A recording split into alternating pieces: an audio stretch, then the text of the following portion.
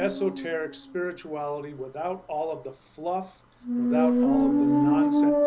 This is the thunderwizard.com YouTube channel. Click subscribe and then hit the little bell button so that you can be notified whenever I've uploaded a video or when I'm doing the live Q&A videos.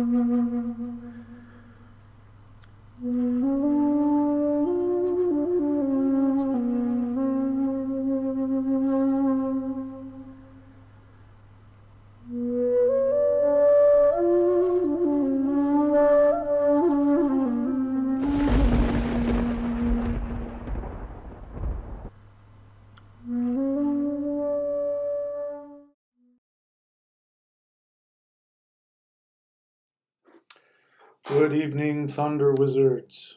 I've been thinking about this subject for, well, a long time. Whoops, we don't want that. Anyway, how did that get up there? Assumptions determine our reality. Maybe we'll have to talk about that. That's not what I wanted to put up there. Is this what I wanted to put up there? This is what I wanted to put up there. So, soul retrieval. What is soul retrieval? It's pretty clear what it is based on the phrase associated with soul retrieval. And the theory behind it is that your soul gets lost from your body or from your mind. It gets misplaced, it gets trapped somewhere. And so the shaman goes into a trance-like state and journeys to find your soul and to bring it back. And I guess in some cases he or she will blow your soul back into your body. So first, before I go any deeper into this, let me just say that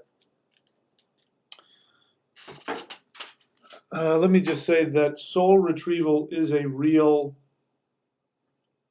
shamanic practice. It does have value and benefit, otherwise it wouldn't be something that was done in so many cultures. The thing that is so powerful about it is the whole ritual attached to it. You know, I've gone to places and I've communicated with other beings, and so I understand the idea of being able to travel and find souls and communicate with them and to bring them back into somebody's body. But I'm here to say that what really does the trick is the ritual surrounding it. So I would imagine if you're really going to do a powerful soul retrieval, you're going to want to do more than just have the shaman drum and go into a trance. You're going to want to do things like fast. You're going to want to do things like avoid taking any toxic chemicals into your body.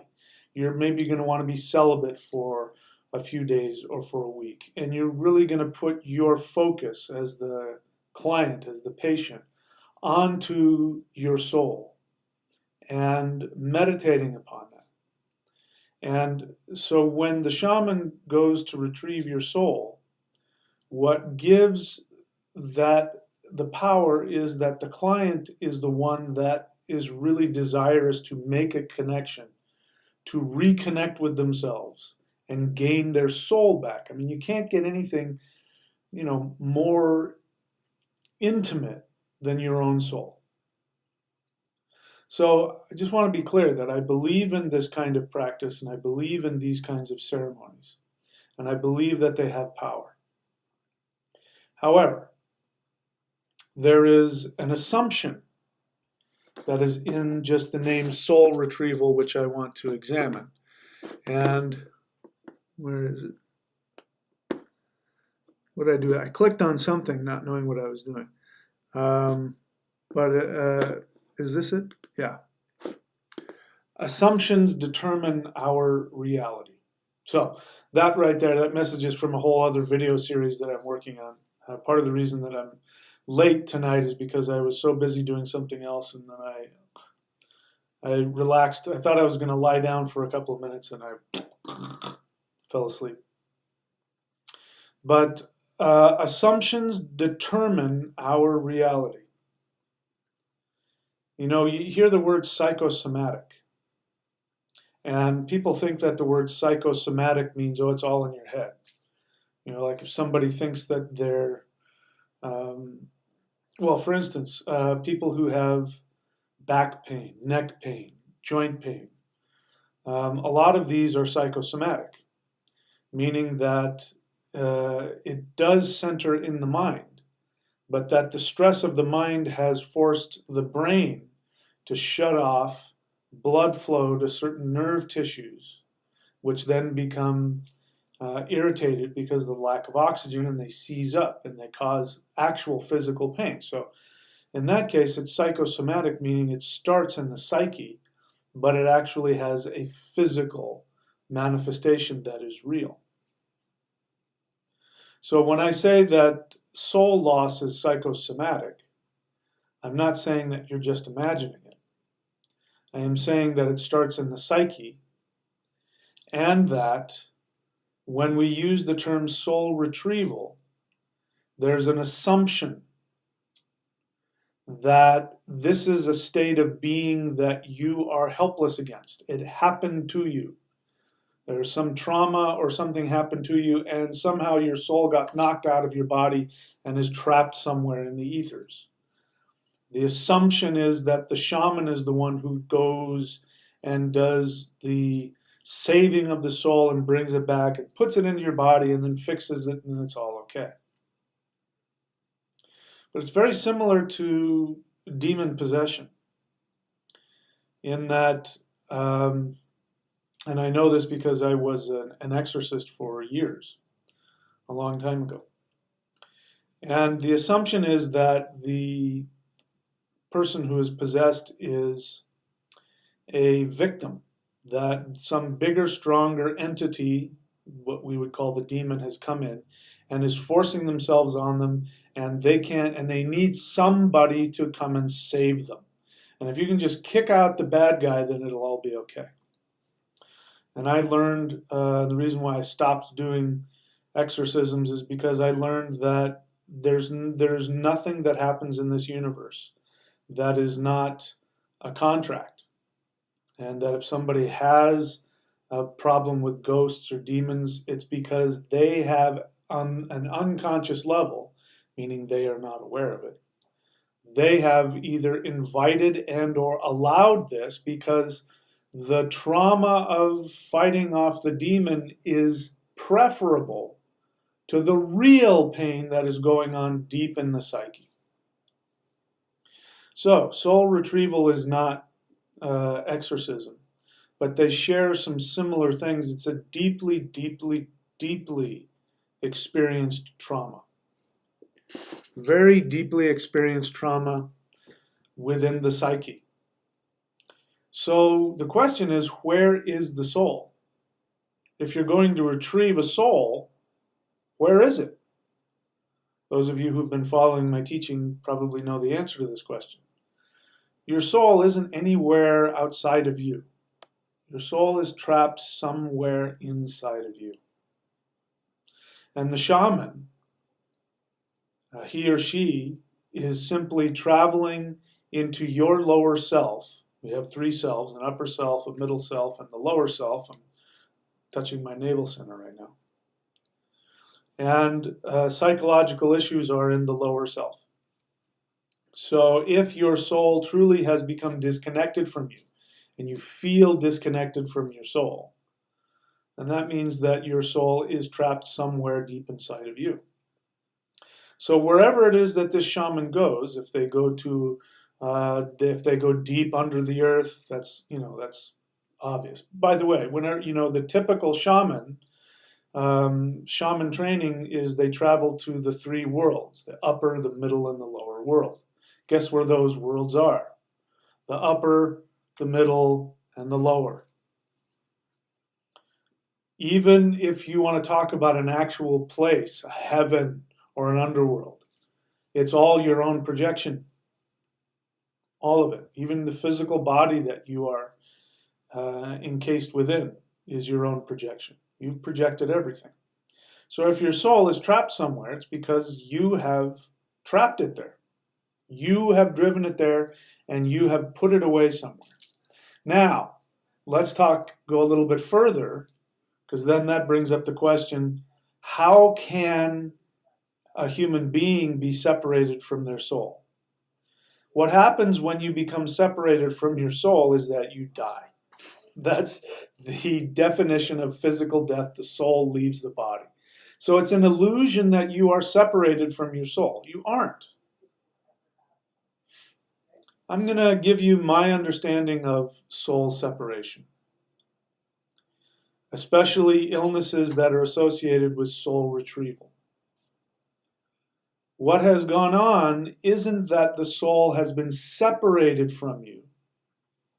It's that you have chosen to, I don't want to say disobey because that gives it the wrong connotation, but you have chosen to separate yourself from your soul.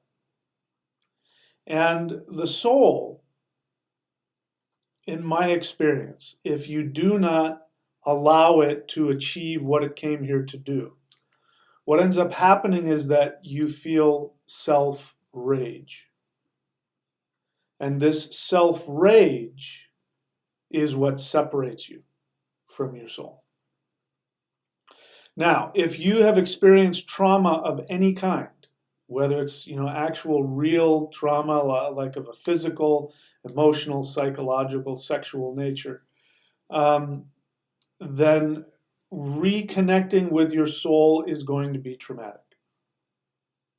This is important to understand.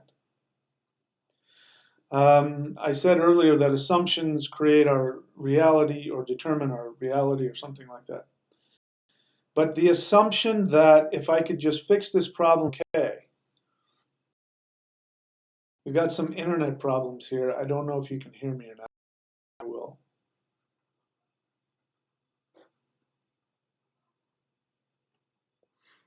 So I don't know if you can hear me or not. It says it's green. I don't know.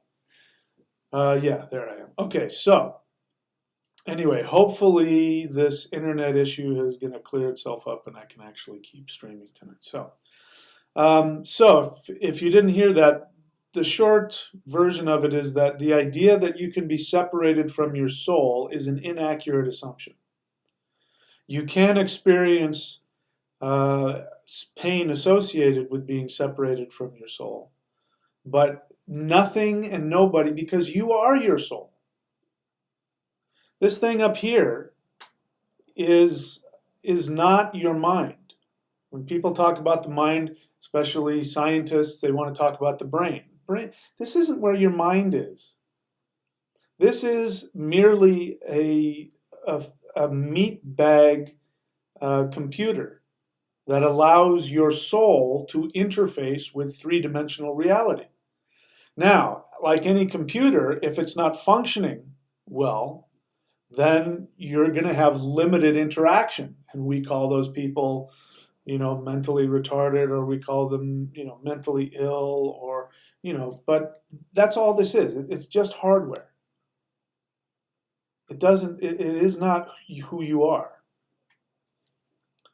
Your soul is who you are. So if you're having this experience, if you're walking around and you're talking and you're able to eat and whatever, but you're very depressed or you're very sad or you're very in a lot of pain, you're not separated from your soul. Because if you were, you'd be dead. What you're having is an experience of feeling disconnected from your soul.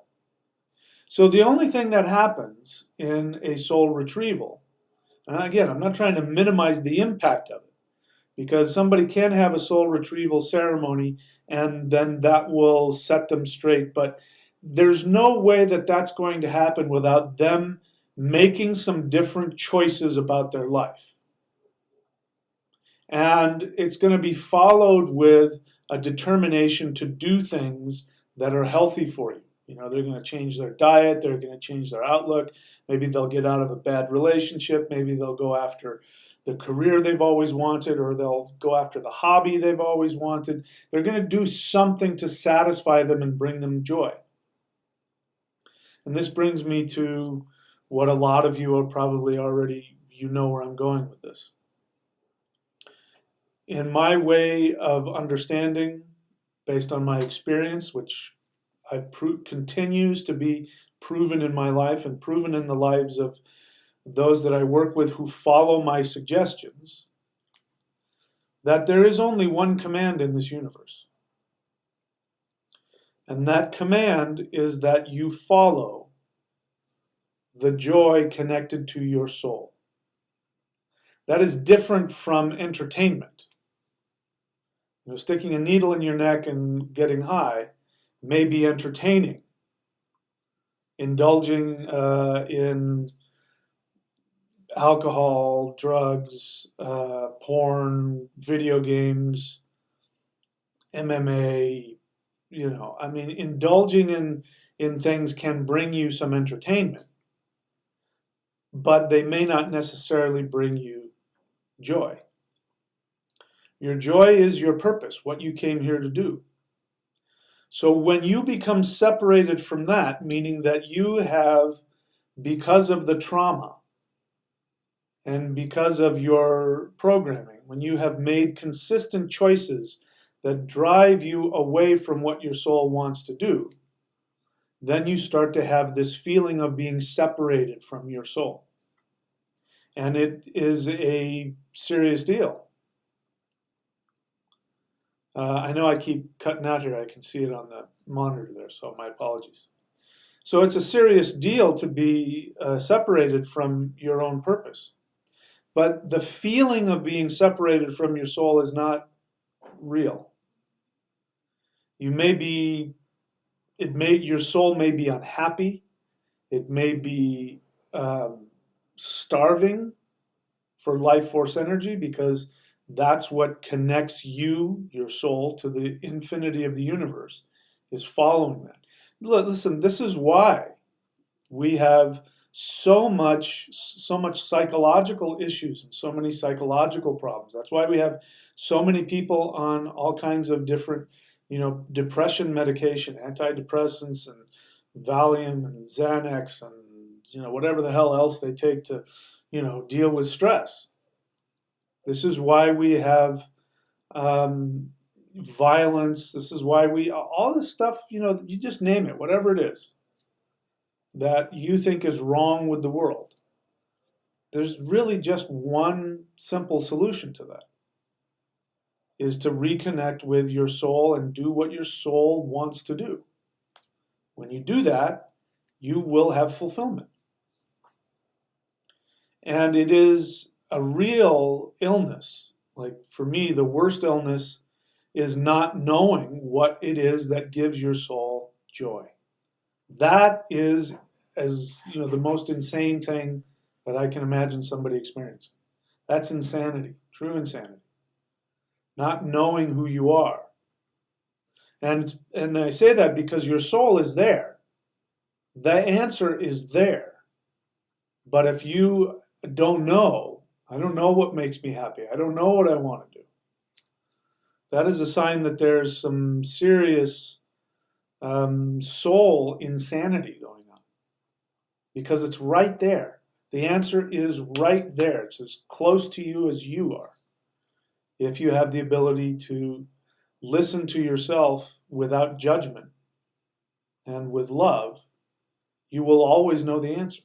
Always. It's one of the things that I do. By the way, you can see up here I don't have all of the links that I normally have.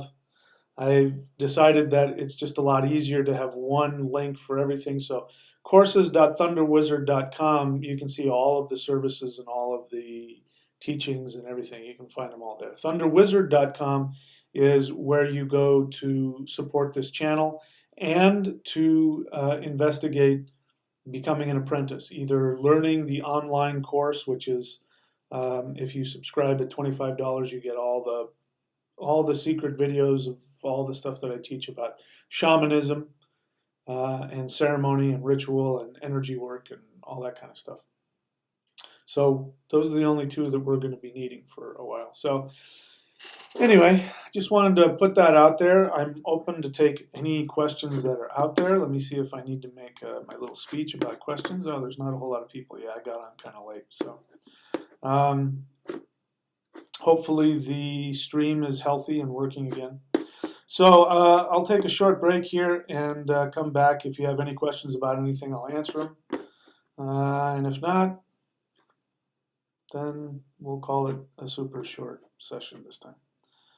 So let's see, where do I want to go?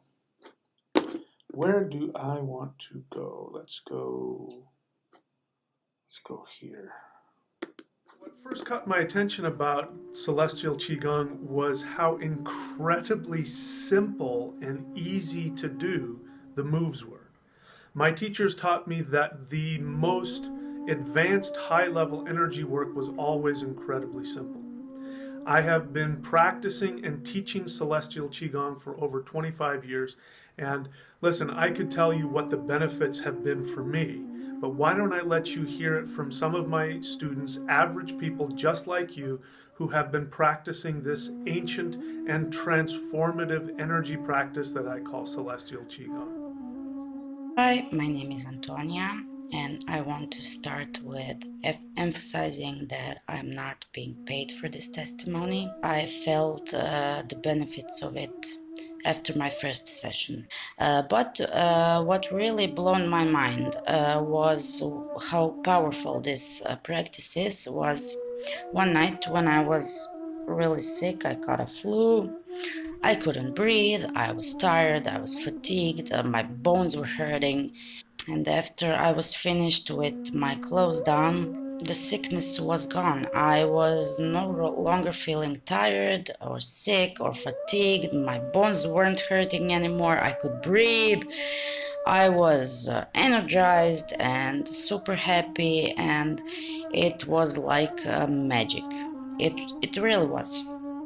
Hello, I'm Greg. I wanted to talk about Celestial Qigong and what it has done for me.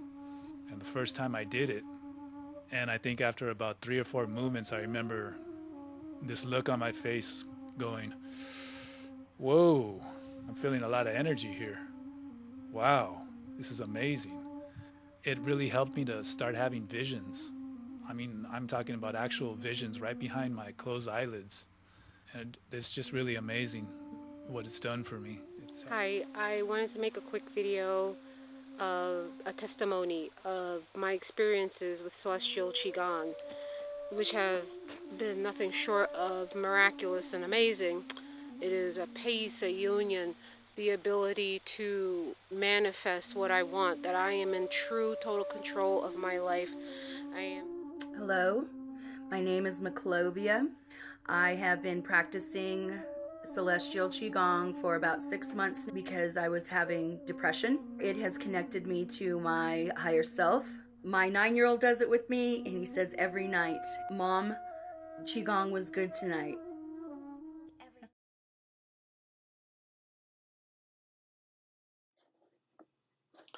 Okay, so you saw there, we had somebody who was talking about doing Qigong, and that connected her to her soul. She was feeling depressed, and she did an energy practice, which you saw there, celestial Qigong, and that gave her the experience of a soul retrieval.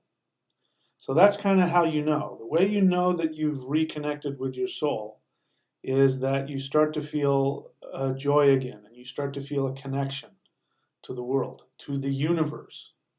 You start to understand that there is, the matrix. Somebody just asked a question about the matrix, which I'll get to, but the actual definition of matrix is a Latin word which means mothers. So it's that nurturing matrix that surrounds you. Matrix is also, some place where you put cultures in a lab to, let something grow, right? So the matrix that we understand, from the movie The Matrix, and from when people want to use the word the matrix, which, by the way, I am doing a whole video series once again on a very deep level on the five rules to master the matrix. So it looks like there's a couple of new people, not a whole lot of people. So for those of you who are new, here's what I'd like for you to do. Please write the word question and then write your question after that. The reason for that is when there's a lot of people on here, or a lot of new people, and there's a lot of chatter, I have to scroll through and I want to find your question. So if I see the word question, I know it's a question. Otherwise, sometimes I pass by it and people don't get their questions answered. So having said that, let's see here. So Elham M, again, please write the word question so I know you're asking a question. He says, who made the matrix? That's a very simple answer. I don't know if you're going to like it. You did. The matrix is your creation. Your life is your creation. And this is what we're talking about here. If your life is one where you feel oppressed, trapped, drained, unhappy, miserable, whatever feelings you have, I'm sorry to say that this is your creation. So the real question is, why would somebody do that? I get that all the time. People get so upset with me. And they say, oh, that's crap. Why would I choose to do that? And then they want to embellish upon the question by then talking about things that are completely out of their realm of experience.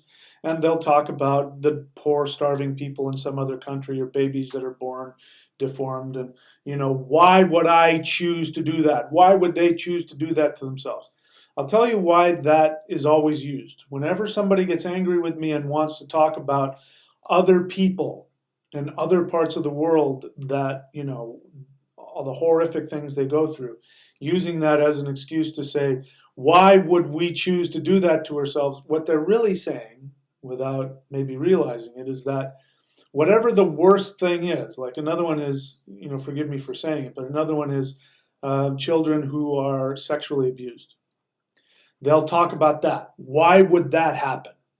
If I'm creating my world, why would that person, why would that baby create that for themselves? And they get very angry with me.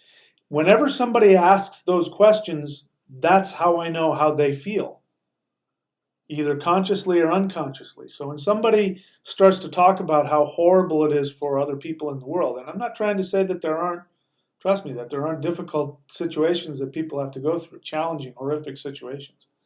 But when somebody who is not in that situation uses that as an example, that's how they feel emotionally.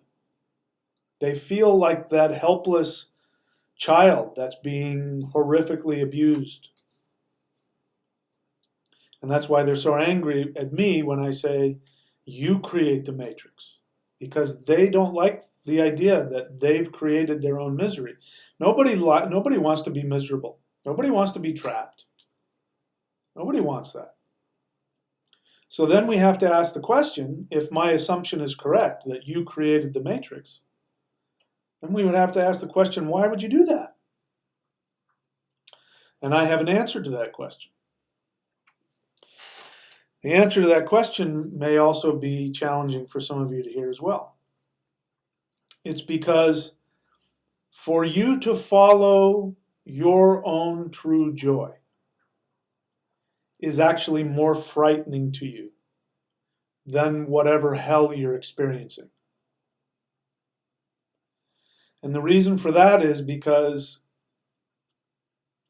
when you go after what your soul wants you to do, whatever traumas and whatever karmas from past lives have been built up inside of you from walking away from your true soul, walking out of your integrity, whatever traumas you've experienced, you are going to have to mourn through those. And this is the most frightening part of it. The most frightening part of it is having a relationship with the universe where you give up your control, where you surrender to the flow of the universe. It means you have to trust the universe the same way an infant trusts his or her mother, a helpless infant. Nobody likes to feel helpless, unless you can trust that you will be nurtured and taken care of. This is where the word matrix really comes together, because matrix means the mothers, means mothers plural. The true matrix in the Vedic understanding is that it is Shakti, it is the goddess who creates everything, including the gods.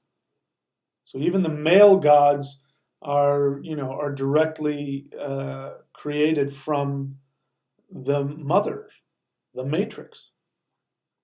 She is also called illusion, Maya. So you are correct. If you believe that you live in an illusion, you are correct. The question is, this illusion responds to you. And if you are choosing to walk away from your soul, then the sadness, the desperation, the loneliness, the emptiness, the meaninglessness, the cruelty of that is a very cruel act that you do to yourself. When you walk away from your own soul out of fear or wanting to fit in or wanting somebody else's love, you're in a state of not trusting the universe to supply you with your satisfaction. And that is a very traumatic thing, and you will have to mourn that loss. So sometimes getting what it is that you want is actually more painful in the beginning than whatever horror that you're forcing yourself to go through. So it takes a lot of trust, it takes a lot of guts, and for some it takes a lot of work, unfortunately, to get reconnected to your soul. So the short answer to your question is, you created the matrix. Soul Serpentine, also, if you have a question, please write the word question so that I know that you're asking a question. Asks me, what do I think of soul codes? I don't think about it because I don't know what it means. So it's in your best interest to know what I teach. If you're new, you don't know any better, but if you know what I teach, ask me about what I teach. Don't bring in thoughts and teachings and phrases from other teachers, because if I don't know what the hell I'm talking about, I'm doing you a disservice. And I may end up saying something that doesn't help you. But, I don't want to be forced into a situation to give an opinion on somebody else's teaching. So I don't know what the hell soul codes are. I don't care. I've just got through saying that since I am connected to my soul and I have access to my soul and my soul can tell me everything I need to know about this life, I'm really not interested in whatever a soul code is. Because your next question is, can we learn about who we were in past lives? Sure you can. So that brings up the question, why don't we remember all of our previous lives? And the answer to that is because you don't need to. Your soul has a very specific desire it wants to experience in this lifetime. And it is completely focused on that. So any past life memories are going to be unresolved soul desires that are going to be traumatic. That's why people don't remember happy lives. They only remember the traumatic ones. I mean, if you're here, it's very likely you have been reincarnated hundreds, if not thousands of times. Why don't you remember all of them? I can remember 3. And it's because all 3 of those lives that I remember have unresolved issues that I have still been dealing with and working with, and that are reflected in the issues that I've had in my life.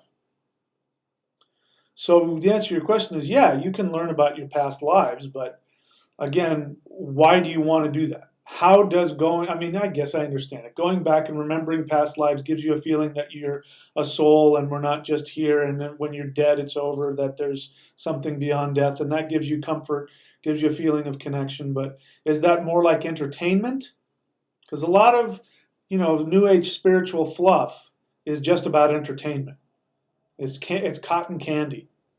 It doesn't do anything to help you with your life. But if you have like a memory of a soul, of a past life that keeps coming up, it means that that's a lesson that you need to rework and learn in this life. That's why you remember it. It's still there. So I hope I answered your question there. Isis Blackfeather. Okay, no, that's not a question. Thank you. She's trying to help others understand how to interact with me. So thank you for that.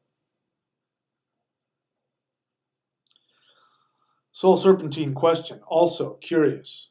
Do you have to be vegan to be spiritual? So you're new to the channel. My first thing I would recommend to you is put some time and effort to watch my videos.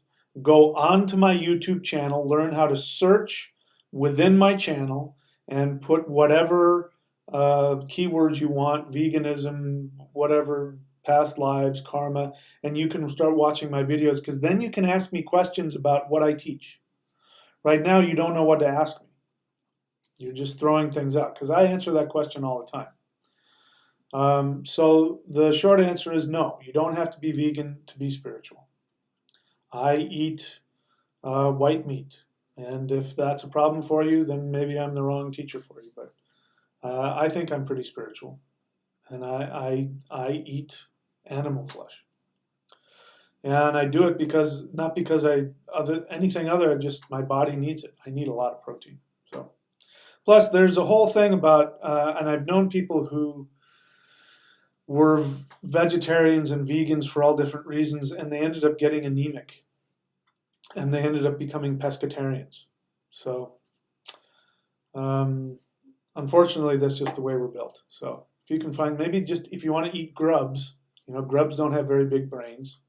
And you can get there's an enzymes and vitamins within animal flesh that you just can't get. Humans, we can't get. We can't synthesize it out of plants. But here's this. Oh, you've got your own. You've got your own conspiracy theory here. Soul Serpentine says, because I prefer eating meat and think that veganism is a scam to malnourish the population. What is? I know it's so popular. The people think they're so deep because they've found some conspiracy theory in everything. No, there's no conspiracy to malnourish the population. People become vegans and vegetarians because they don't like the idea of eating a conscious being. They may have other things. A lot of vegans and vegetarians, especially the really militant ones, they don't realize it, but they are unconsciously projecting themselves. They see themselves as that poor, innocent animal that's being raised and slaughtered. And that thought, they don't like that feeling. And so they're projecting it onto animals. And so they're very militant about people not eating animals. And again, I have nothing against that. If you want to raise consciousness through veganism and vegetarianism, I'm all for it. But I think it's also, if you're filled with rage and anger about it, it means this is your projection. Because if you're mad at human beings for eating animals, then you got to be mad at all of the cats and the dogs and the wolves and the sharks and every other being that eats other animals to survive. Anyway, so no, it's not a scam. That's your victim mentality. You're looking for some place to throw your victim mentality. No, they're just trying to figure things out, and they're trying to be as pure and as spiritual as they can. Most of them. Red Star Spell Breaker. Wow, that's quite a name. Question: when healing the soul, is it natural for all the nitty-gritty, unhealed aspects of yourself to suddenly manifest? Yes. Almost like it's a test. It's not a test. It's not a test to see how far you've come. You have, over here, you have living in your soul purpose, your soul desire, which will bring you joy and satisfaction, as well as put you in a position to heal and help others. And then you have everything else. So it's like if 100% of that we would call enlightenment, if you want to go there. I don't go there, but if you want to go there, living in 100% enlightenment is to be completely connected to your soul's joy and your soul's purpose. And you live in that, and you have no needs, and you are completely fulfilled, and you have no issues, and there's really very little reason for you to be human. You probably... But that is 100% soul connection and fulfillment. And then there's everybody else. So it's a spectrum. It's not like you either, like, I get this, people want to be awakened. I've been awakened for X amount of months. Come on. Living on this planet is not a black and white thing. It is a spectrum. So if you are the further away you are from the spectrum of being connected to your soul, is going to tell you how much trauma you are living with, or that you have been living with. You've been avoiding karmic stuff.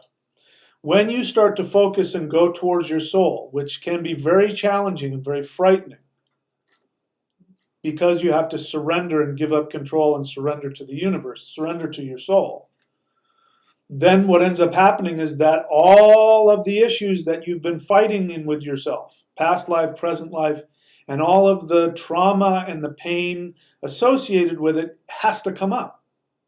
Because it's the barrier between you and your soul is the pain of the trauma. That's why it is so difficult for people to move past it. And that's why people stay stuck for their whole lives. Is because facing that pain is worse than whatever pain they think they're experiencing. I say this to people all the time, and I'm thinking of somebody in particular.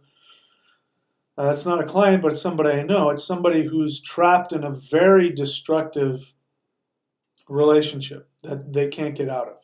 And they've been in it for decades, and they just can't get out of it. They complain about it all the time, and they cry about it, and it's very traumatic for them. And the answer is very simple. Leave them and go do these other things that you want to do. She can't bring herself to do that. And I say to her, because she'll say something to the effect of, it's too hard, it's too painful, I'm too scared. And I say, you're in a lot of pain right now, right? Yes. To go after what you want and leave this person and make these changes is going to be frightening and painful, right? She says, yes, very. I said, well, you're going to be in pain no matter what you do. So you might as well take action that's going to cause the pain that's going to get you towards your soul desire. Because staying where you are is going to be as painful, if not more so. You can't avoid the pain. So to answer your question, when healing the soul, is it natural for all the unhealed aspects to surface? It's, for me, I've never not seen that happen. The closer somebody is to their soul desire, the less pain and trauma they're going to experience. Because if you've got a very sad, tragic, painful life, it means that there are years or lifetimes of you choosing to go against your soul desire. And that pain, like scar tissue, builds up. You can't avoid it. That's why those who want to escape the matrix or those who want to commit suicide, all you're doing is you're adding more scar tissue. You have to deal with it at some point. Might as well be now. That's why people like me are here. We are here to hold your hand through that painful process. We are here to reflect back to you without any agenda or without any bias what's going on with you, because we're not afraid to hurt your feelings or tell you what you don't want to hear, in order to help you walk through that scar tissue so you can get back to your soul and be fulfilled. Okay? This is basically what a shaman does, in my experience with people. Whether, whatever they're healing. All right. Hope Dreamwalker, question. How does a person prepare for a soul retrieval? Some of the traditional ways are probably the best. You might want to fast, avoid all mind-altering chemicals, alcohol, drugs, nicotine, caffeine. Maybe abstain from sexual release for a couple of days. Really get prepared and really focus on the nature of what the soul separation is for you. Maybe you don't know. If you need a soul retrieval, there's probably a good chance you don't know what it is that you've separated yourself from or why it's happened. So focusing on that and being willing and telling the universe, I am willing to honestly look at myself. Because all the shaman is going to do, whatever they do, if they're going to drum and go into trance and whatever it is that they're going to do for you, that's really more for you. It is a symbolic ritual for you, for your lower self, your unconscious mind to grab onto. This is why our ancestors did so much ritual, because that's how we really grow. That's how we gain power, is in our unconscious mind. And that's why our modern society is so powerless, because they don't do any ritual. They don't understand it. They don't have any beliefs in the old ways or the power of the old ways. And without that, you're just stuck in your intellect. And there's no power in the intellect.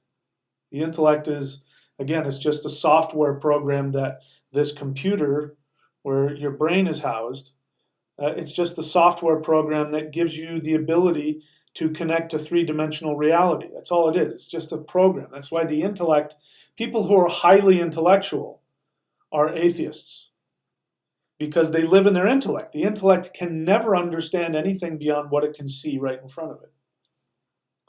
So ritual goes deep beneath the intellect into the unconscious mind, where all of our beliefs are, all of our spiritual beliefs, our false beliefs and our true beliefs. That's where all that stuff is. So I hope I answered your question there. Lane Orr, question. Please speak more of preparing to face trauma if reconnecting. Okay, so I think I've already done that. Let's see, what else? All right, so Soul Serpentine. I'm not interested in having an argument with you. I don't want to read your retort. You've come onto my channel, you ask me a question, I'm going to give you my opinion. If you don't like it, go somewhere else. Okay? That's it. I can't help you. And if you don't think I've got something of value, then don't waste your time. Okay? All right. So, yeah, and then you're getting personal and you're attacking me. So we are going to put you in a timeout. I give people a timeout. And then if they want to come back and fight with me, I just block them from being able to communicate on the channel ever. So now you're attacking me personally. So we're putting you in a timeout. Let's see, what else do we got? Okay, so no more questions at the moment. If you have a question, please feel free to write the word question and ask me a question. If we don't have any more questions, we'll call it a night. So let's see here.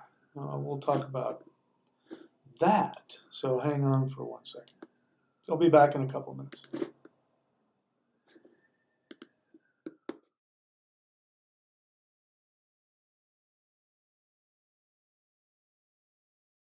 So you are a spiritual seeker, a spiritual practitioner, and you want to work from home, you want to work for yourself, and like me, you want to make money doing something that you would do anyway. I have 2 avenues for you to make money doing what you would do anyway. The first is astrologycertification.thunderwizard.com. You can learn my specific, very unique niche of Vedic astrology. And then if you become certified, I will put you on the astrology.thunderwizard.com page, and people will see your beautiful face. They'll click on you and they can get a reading from you. Like I said, this is easily the most profitable service that I have in my arsenal for myself. Then you'll get your own webpage, joeschmo.thunderwizard.com, and people can go there when you want to give out readings. Now, if you have other things that you want to list on there too, you dog sit, you are a masseuse, you do tarot readings, I don't care what it is. As long as you give me the information, I'll put it on your page. People go to joeschmo.thunderwizard.com, they can see everything that you do. There's another way that you can make money as a thunderwizard.com student, and that is runereadings.thunderwizard.com. Same thing applies there. If you become certified, there's over 36 hours of rune videos that I have on there. All of my rune videos, both public and private, that you can learn from. If you become certified, then I will put you on the runereadings.thunderwizard.com page, and once again you will get your own page, joeschmo.thunderwizard.com. If you're already an astrologer, you'll have your astrology information, your rune reading information, whatever other things that you want to promote for yourself. Listen, I am not here just to sit here and teach. I'm here to create teachers, and I'm here to teach people who are called to do so, to make a good living, sharing the information that they would study on their own anyway. That's how I make my living. I can teach you how to do that. These are two ways to do it. So if you want to get started with that, go to astrologycertification.thunderwizard.com if you want to become an astrologer. If you want to become a rune reader, go to runecertification.thunderwizard.com. Okay, enjoy the video.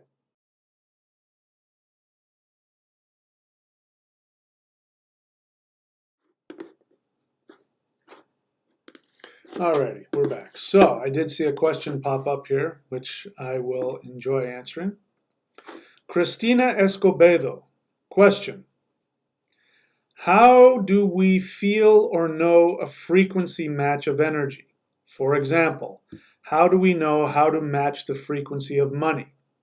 All right, so let's go back to what I put up here earlier, which was this. Assumptions determine our reality. So in your question is an assumption. Now, you're taking it from what sounds like, it sounds like you're asking a question having to do with the law of attraction. So the law of attraction says that whatever it is that you focus on is what is attracted to you. And within that, they talk about matching frequency. So in other words, if you want money, according to this belief, if you are able to match yourself to the frequency of money, then money will be attracted to you like a magnet. That is an assumption. And in my experience, it is an inaccurate and incomplete assumption. So let me be clear. I'm about to tell you how to make money. If you want to make money, I'm going to tell you how to do it. But if you're trying to make money through the law of attraction, I'm here to tell you that my experience of the law of attraction is that it is an incomplete and inaccurate assumption. It's a belief. So the law of attraction, especially if you're following like Abraham Hicks and so on and so forth, there's a lot of talk about focusing on your feelings. And if you want happiness, then you have to make yourself happy. If you want to, if you think what you need is a big mansion with, a bunch of cars in it, then you're supposed to think about that and then get happy about it. And the assumption goes, if you're happy enough about it, it sends out a vibration and those things will come to you. I've even seen when I've researched and looked into the law of attraction, and people like Abraham Hicks will say, you don't have to do anything. You just have to focus on your point of reflection or your point of attraction or your point of vibration or some other cute little phrase to say the same thing. As long as you're having a good feeling about it, then it comes to you. And that is not my experience. In fact, the reverse of that assumption is if you have negative feelings, if you feel unworthy, if you feel poor, if you focus on the negative things, if you complain all the time, then you will attract that negativity in your life. That is, again, only partially true. And I know because I have absolutely proven to myself that, number one, you don't have to feel good about anything. As long as you are taking action toward what you want, it can be driving you crazy. You could be full of fear and full of pain, and the whole way you're doing it, you could be saying to yourself that you're not worthy, it'll never work, and yet it happens. And I've learned that the only thing that matters is taking correct action. Now, there is a point in all of this process, and this is what's half true about the law of attraction, is that when you are able to fantasize about what it is that makes you happy, not what you think will make you happy. I gave you the example earlier about somebody who wanted to have a mansion with a bunch of cars. That's because that's what a lot of people think is going to make them happy. But it's really not happiness they want. They want safety. They think that money will protect them, and then they'll be happy. So they start from a false assumption. But if you're able to think about what it is that makes you happy, and that might be living on a hut, maybe I'm projecting here, living on a hut on a tropical beach and surfing every day with, eating bananas and fruit and fresh fish, you don't need a hell of a lot of money to make that happen. So it's not about that, it's about what gives you joy. Now, when you are able to accurately listen to your soul and find out what your joy is, then you take direct action to do that against everything you feel, because you will feel a lot of resistance to it, because you've been programmed to believe certain things, and there's a bunch of other stuff I won't get into. But when you go against your programming, you're going to have all kinds of negative feelings come up. And it doesn't matter. You just keep taking that action. The only time that your happiness is important is when you get the aha moment, where you have the moment where you get the epiphany, where for me, it's like living on a tropical beach. I can totally do that. All I have to do is just get rid of all my stuff and put my stuff in a bag and get on a plane, and then I can go there, and then I can work out of my laptop, and that joy is what gives you the strength to make the decision. Once you've made the decision, then you start taking action. Guaranteed, once you make the decision and start taking action, all of that inspiration will disappear, and you will be left with a bunch of fear and pain and practical difficulties that are telling you, don't do that, it's a waste of time. And so from that point on, there's only, if 100% is getting there and living your dream, there's a 1% period where you're full of inspiration and joy. The rest of that 99% very likely is going to be filled with all kinds of less than comfortable feelings. So I'm addressing this because your question has assumptions in it. Let's read your question again. How do we feel or know a frequency, a match of energy? For example, how do we know to match the frequency of money? If you're asking that because you want money, maybe you're just making an example, but if somebody were, and that's a very frequent thing, people do that, that's a very frequent question they're going to ask. Going to a Abraham Hicks seminar, they're going to ask that exact question. How can I match the frequency of money? They want money. People who ask that are already in fear. So to even be thinking that you need money, you're already in a place of fear, and you're already trying to make decisions out of that fear. Now, she might say, well, that's going to cause you problems because you're coming from blah, blah, blah. I'm saying something different. I'm saying that you don't even know what it is you want. So that's a waste of time. Trying to match your frequency to something that you don't even want is a waste of time. You think you need money, but you don't. Money is just energy. That's all it is. It's just resources. Money is the thing you use to get the stuff, the resources. When you know what it is that you want that gives you joy, you go after it and the universe starts supplying you with the energy. The universe is not listening to how you think. The universe is not listening to how you feel. The universe is watching the actions that you take. And if you're taking actions that say this person is determined to go in that direction and create that business or, whatever it is, then the universe is going to go, and I can see that that's their soul desire. I'm going to start giving them the money that they need.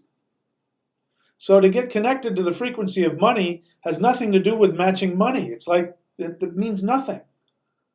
Money is the response the universe gives you when you're going after what your soul wants you to do.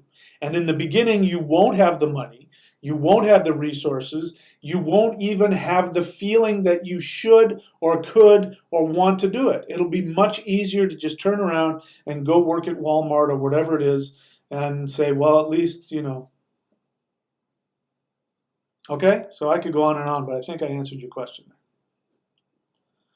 Cosmo Joe, question. Can a lucid dream be turned into a shamanic journey through intention? Yeah. Qigong has increased my lucid dreaming rate. Lucid dreaming is a shamanic journey, so I wouldn't even make the distinction between the two. Shamanic journey means you get into an altered state of consciousness so that you can access that. Sleep is an altered state of consciousness. So why mess with it? If the Qigong is increasing your lucid dreaming, just do that. I mean, I'm not telling you not to do shamanic journeying. I'm just saying, shamanic journeying is just one tool of many. And do what works.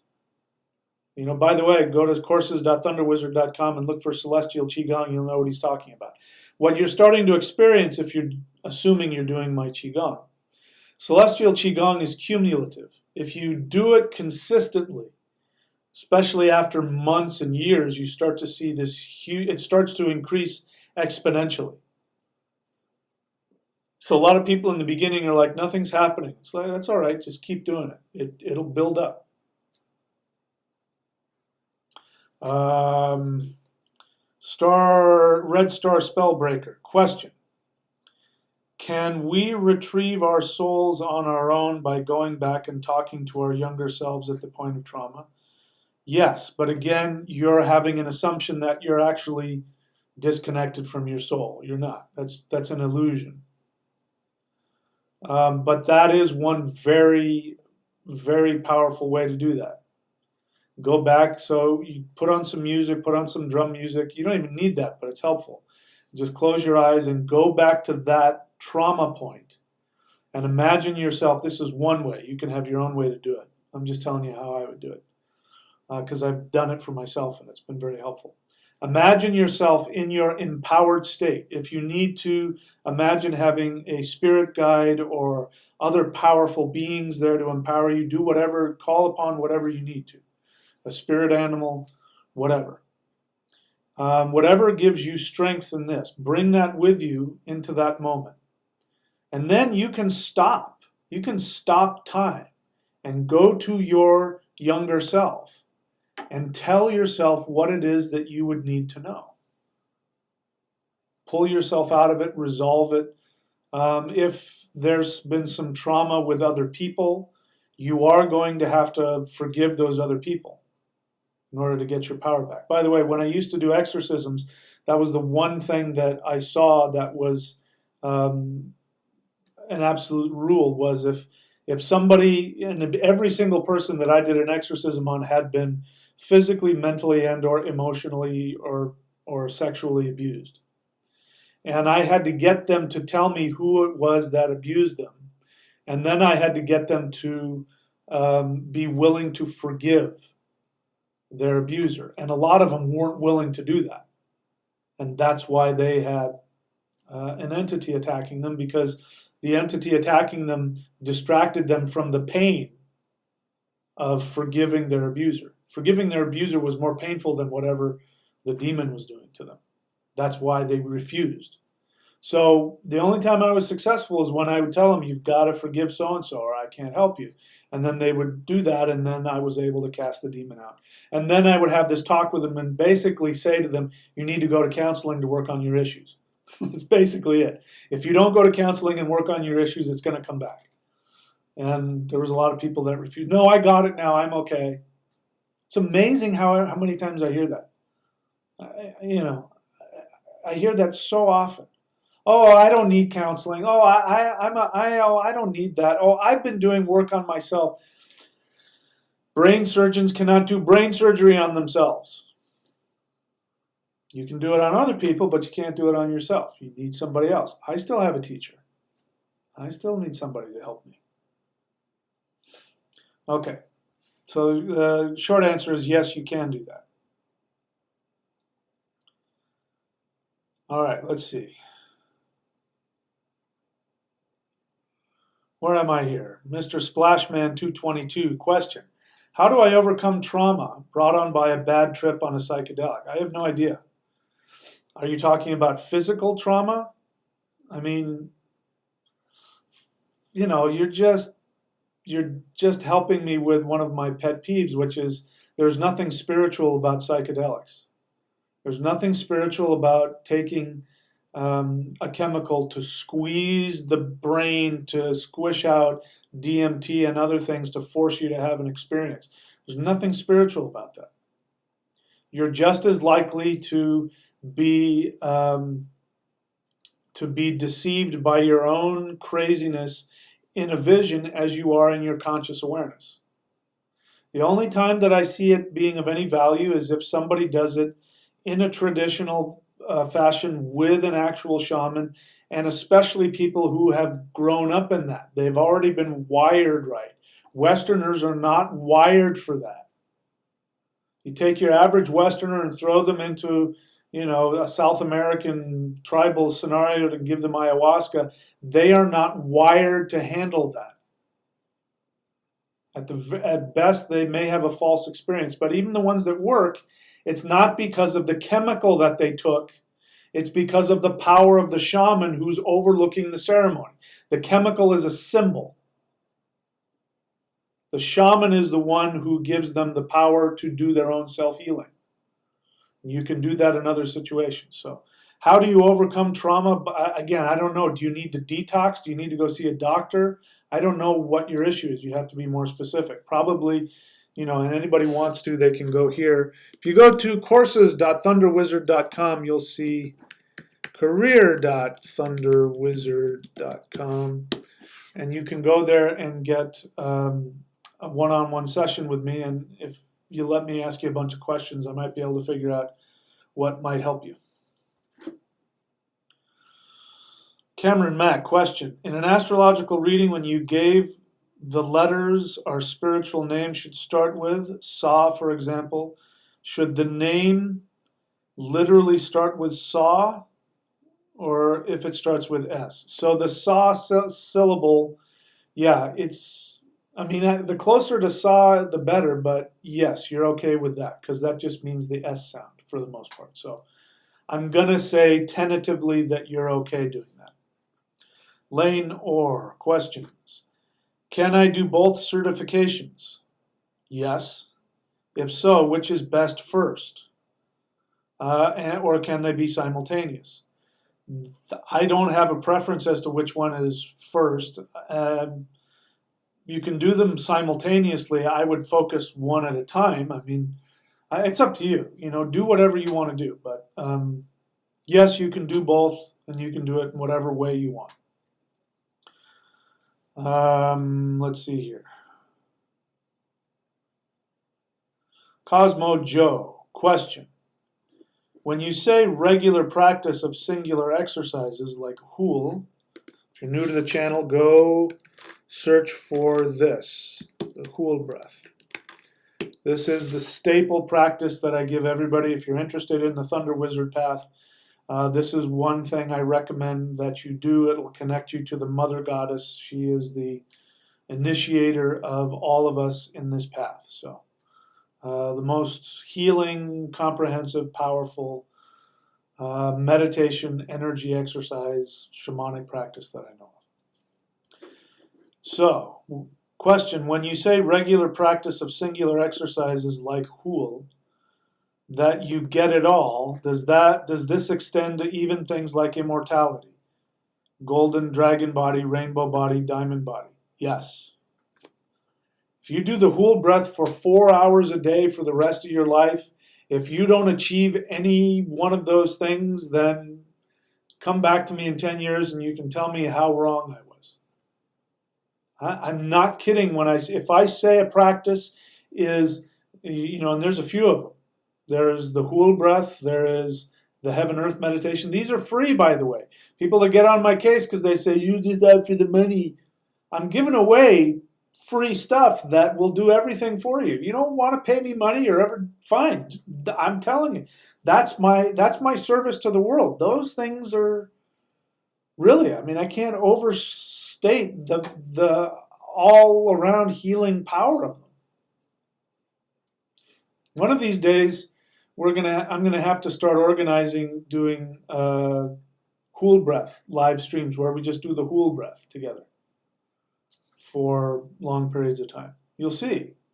It's the Hul breath, the heaven earth meditation, the Thurisaj mudra meditation, the Ingrun meditation, all of the celestial Qigong, those are really powerful stuff. But those things, if you really want to be serious, put yourself up in a mountain cabin and do that for 4 hours a day. And if everything doesn't happen for you, then I would be wrong if that were the case. Black Earth Productions question.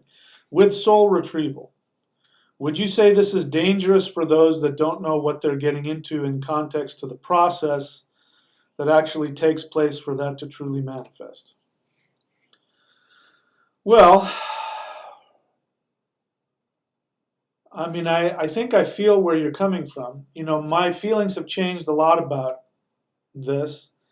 I would definitely say that there are some soul retrieval practices that I would imagine are dangerous. I have heard many times that for a lot of people who go into shamanic journeys, they're told that they need to have their spirit protector and their spirit guide, and that, let's say, if you're going through a tunnel and you see a snake with teeth, you need to avoid it. If you could be hurt. And again, everything, my experience is that's, if you're in an altered state of consciousness, you're only experiencing your own inner reality.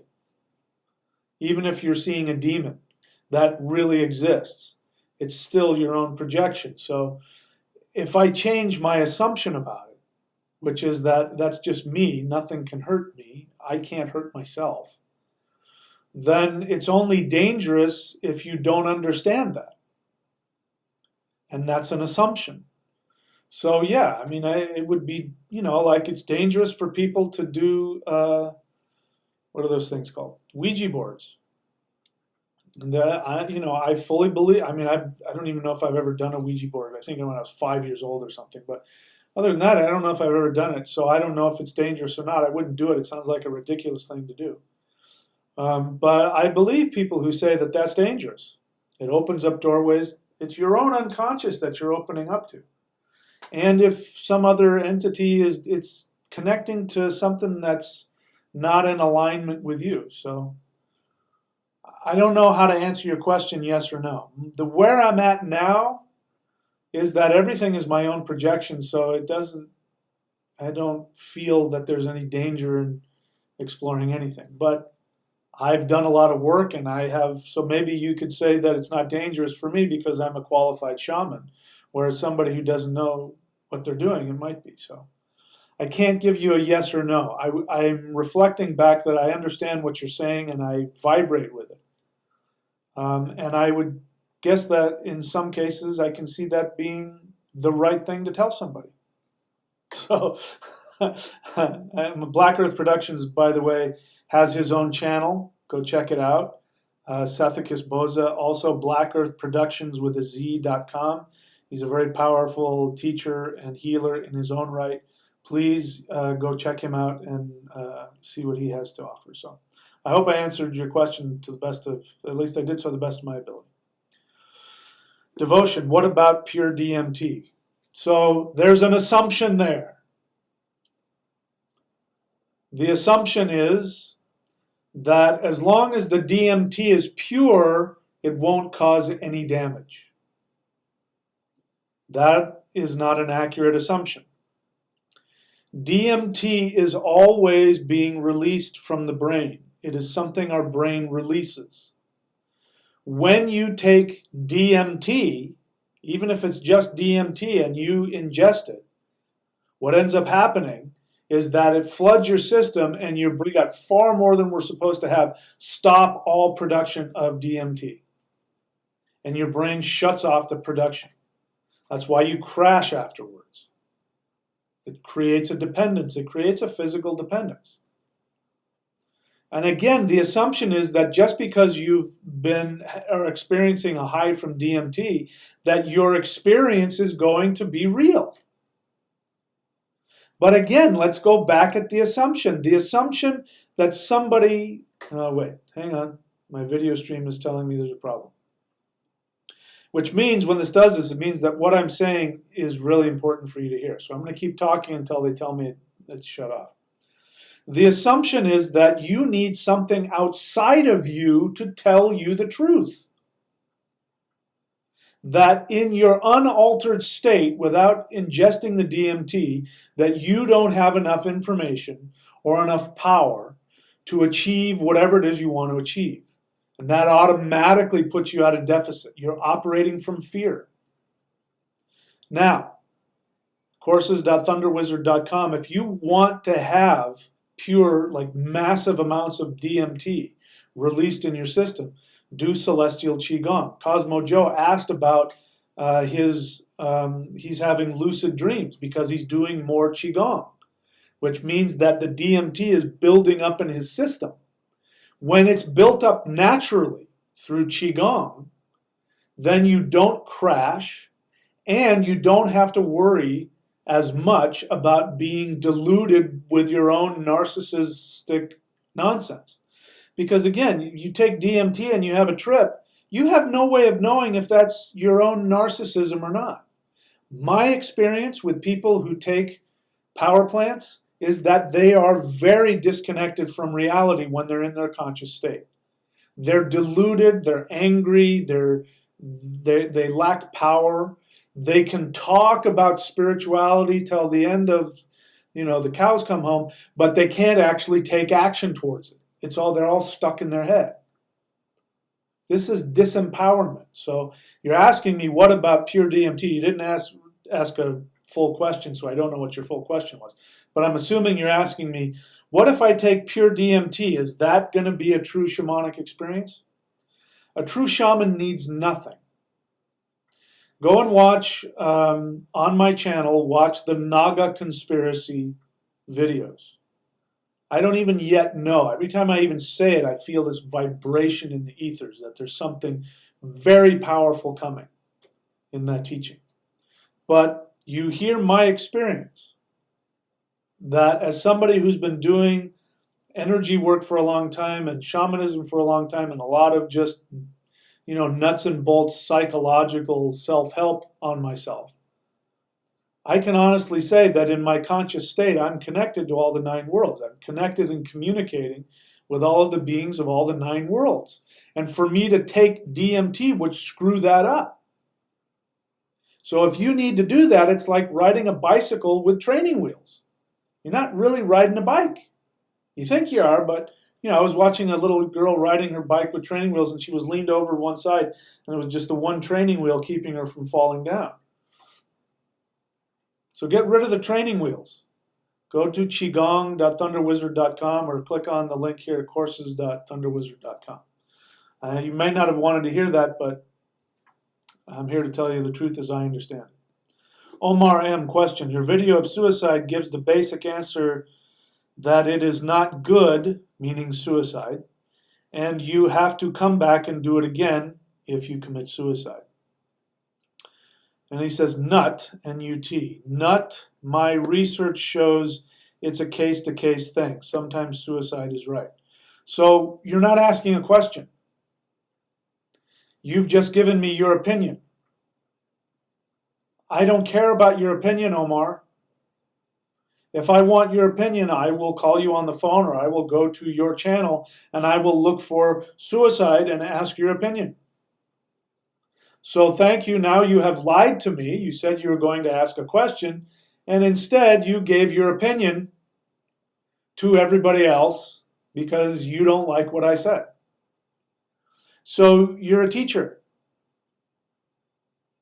That means you go teach in your school. Don't walk into my school and stand at the head of my class and start teaching.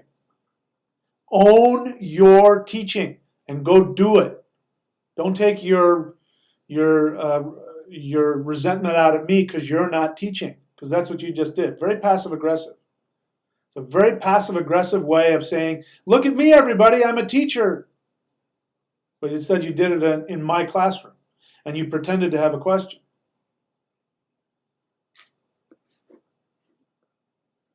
All right, Black Earth Productions. Oh no, that's not a question. Cosmo Joe question. Is it really safe, even with grounding exercises like Hool, to do for 4 hours a day? Yes, Hool is the safest practice there is. The Hool breath is a grounding practice. That's why if in Celestial Qigong and in some of the other things, I'm always having people do that very similar grounding posture and everything. That's why I say the Hool breath is everything. You don't have to do anything else. Just do the Hool breath all by itself. It has everything in it. Let's see. Is it really safe? He's asking about the Hool breath. Is it really safe, even with grounding exercises like Hool, to do for 4 hours a day? I feel like a tense balloon after a half hour of it, so I back off since I hate frying circuits. I don't know specifically what you're talking about. There are exercises in Celestial Qigong that you do need to ground, otherwise you will fry a circuit. But you shouldn't feel that way after doing the Hool breath. If you do, it just means, again, from my experience of you, this is your issue of letting go. So the tension is the tension within you of letting go of control. And this is, we've talked about it before, this is your challenge. So if you're saying doing the Hool breath by itself fries your circuits, then you should back off, do what's comfortable. But once those circuits are open, you should be able to do that for as long as you want. And it will only relax you and just put you to sleep. Devotion. It's not a question, so I'm not going to read it. So devotion, I don't need you to, again, like I said to the other guy, this is a question and answer. If you don't like my answer, that's okay. But this isn't a back and forth. I'm not going to argue with you, nor do I need you to justify yourself. Okay? If you want my opinion, I'll give it to you, but you don't have to like it.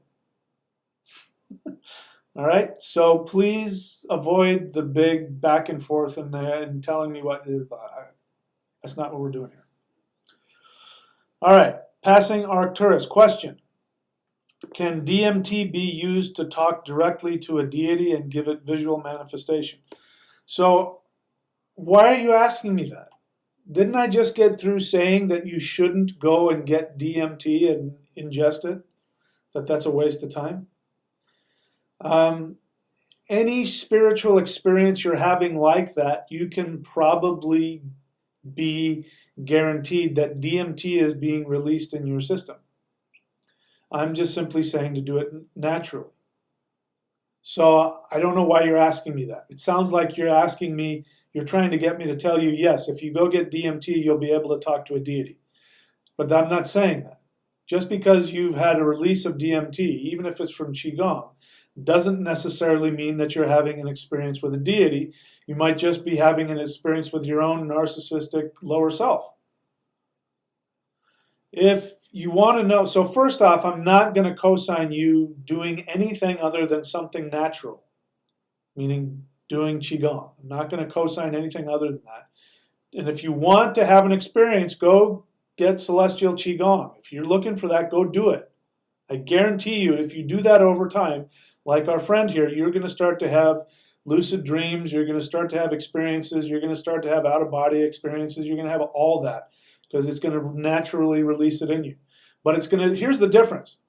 When you do it with an external, like if you take pure DMT and swallow it, you are going to suffer consequences from that. You're going to crash. Your body is going to be out of balance. You're going to have a crash afterwards. You run the risk of deluding yourself, because most of the time when people have that's what's happening. They're deluding themselves. That's what a bad trip is. A bad trip is nothing more than somebody went into their unconscious, they weren't ready for it, and they saw their own unresolved demons, and they're having a bad trip. That's all that is. So this is the assumption that somehow a chemical, whether it's a power plant or something else, is going to put you into real truth. It doesn't matter whether you're inside of your body or outside of your body. You are just as likely to be deluded, to be fooled, as you are in your conscious awareness. You are in your conscious awareness because this is the most effective way for your soul to come to reality. The assumption that if you have an out-of-body or spiritual experience, it's somehow real, is not accurate. It may be, but it might not be. I spend as much time talking with shamans who have shamanic experiences. I spend as much time helping them understand that that's their own unconscious, either denial or unresolved issues coming, as I am dealing with shamans that I work with who've had a vision and explaining to them, oh, you talked to the god so-and-so, and this is what that means. You are just as likely to be deluded in your conscious state as in an unconscious or altered conscious state. It's childish. It's time to grow up. It's childish to believe that something outside of you, like eating cotton candy. Kids eat cotton candy. They don't understand about eating good food and nutrition. It just tastes good and they eat it, and this is what's happening with the spiritual community now, the New Age shamanic community, who thinks that shamanism means taking power plants or DMT. It's childishness. It's time to grow up. If you want that experience, I can tell you the ways that really work, that don't have any negative side effects. And a negative side effect isn't just having a crash, or like one guy said, he had a traumatic experience because he took some psychedelic. That's one negative side effect. The other negative side effects are you're stuck in your narcissism, you're stuck in your delusion, you're stuck in your immaturity. Because just like taking drugs and alcohol to get high, it keeps you trapped in that.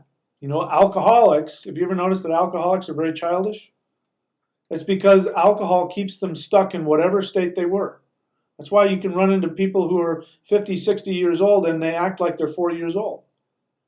Because they're still stuck in that, because they've been using that chemical to stay in that mindset. They never grow past it.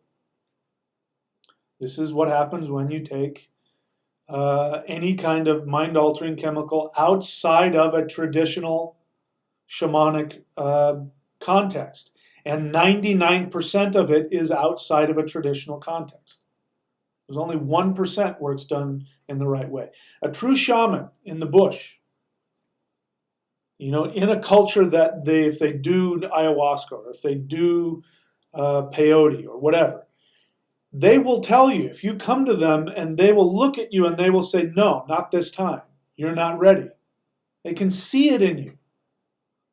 But we have this scenario now where people pay money to go down to South America to take ayahuasca. I watched a video of a woman who went and took ayahuasca 30 times because she had, I forget what it was, some kind of immune deficiency. It didn't heal her. She took it 30 times. It didn't heal her. I mean, when are you going to learn? But that is totally out of context. That is not how traditional shamanic cultures do that.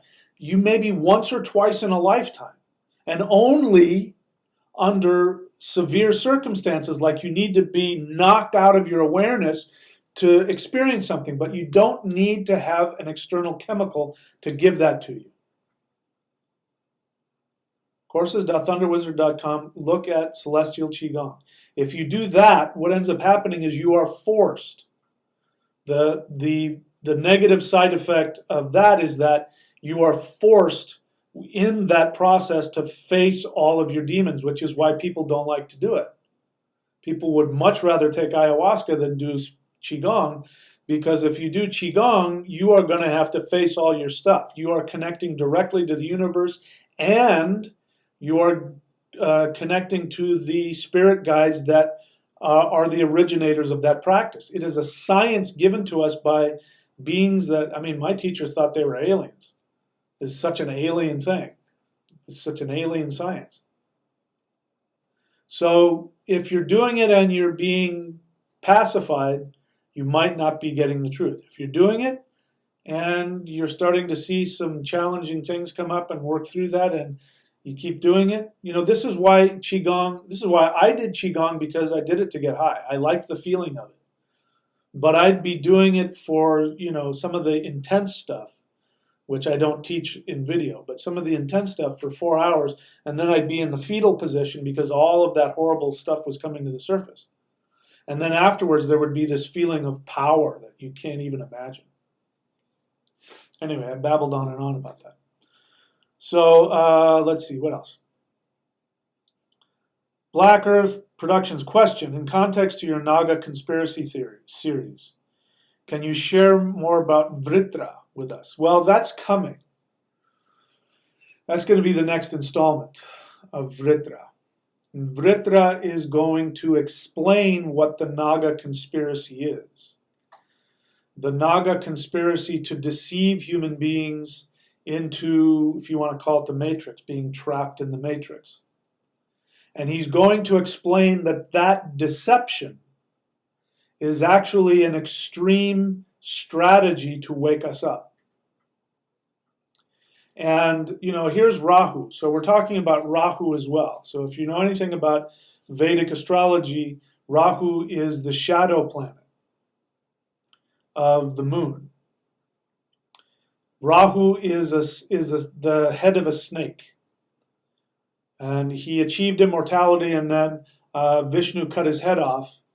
And so he can only think about all the things he wants to achieve, but he doesn't have a body to do it. So he represents obsession. He doesn't have a throat because his head's been cut off. So whenever he eats something, it falls down through his neck, and he never feels full. He's always hungry. So it represents addiction. He swallows the moon. The moon is your mind, your reflective mind. By the way, anybody doing any kind of mind-altering chemical, including pure DMT, anybody doing it is going straight into Rahu's, his lair. You are in Rahu's wheelhouse. And Rahu is the deceiver. So, this is what Agori is all about. This is why the Agoris take, why they smoke ganja and why they drink alcohol. They know, they understand that they are going into the realm of deception. And it is a meditation for them. Now, I'm not an Agori and I don't recommend it. I think ultimately it's a dead-end path. But true Agoris, after they go through that, they come out of it the other side, and they'll be the first to say, I don't do any chemicals whatsoever, and they tell people don't do that because they've faced their own deception. That's the whole idea. But when you do that wanting to escape where you are, or wanting to have another experience outside of you, then you are going right into the jaws of Rahu. Now, Rahu, even though he's the deceiver, his ultimate goal is to wake you up, but he will test you to see if you are aware of your own desires and agendas. Like if what you want is to escape, you have pain, you don't trust the universe. If you're aware of that and he's going to push on that and you respond and you go, I am aware that I have these issues, then he's going to go, good, let me show you the secret behind all this. But if you don't see that and you continue to deny and seek after emptiness, he's going to give it to you. And he's going to give it to you because he knows eventually, if not in this lifetime, then in some lifetime in the future, you will go, oh my God, I am so tired of this. And then you will have learned the lesson. Rahu is the teacher of hard knocks. He teaches you what is by showing you what is not. For those of you who are running after the experience of any of that, you are going straight into Rahu's jaws. If you know what you're doing, then more power to you. In fact, go. I mean, at some point you're gonna wake up. That is a path of waking up. So I'm not telling you that's the wrong way to go. I'm not going to go. I've done that. I'm done with that. I've done that already. I've learned that lesson. So Vritra is here to talk about how the deception was created in order to deceive the human race so that they would wake up and realize that they were being deceived. Sometimes, you don't get it until somebody plays a trick on you, and then you get it and you laugh. Rahu is a comedian.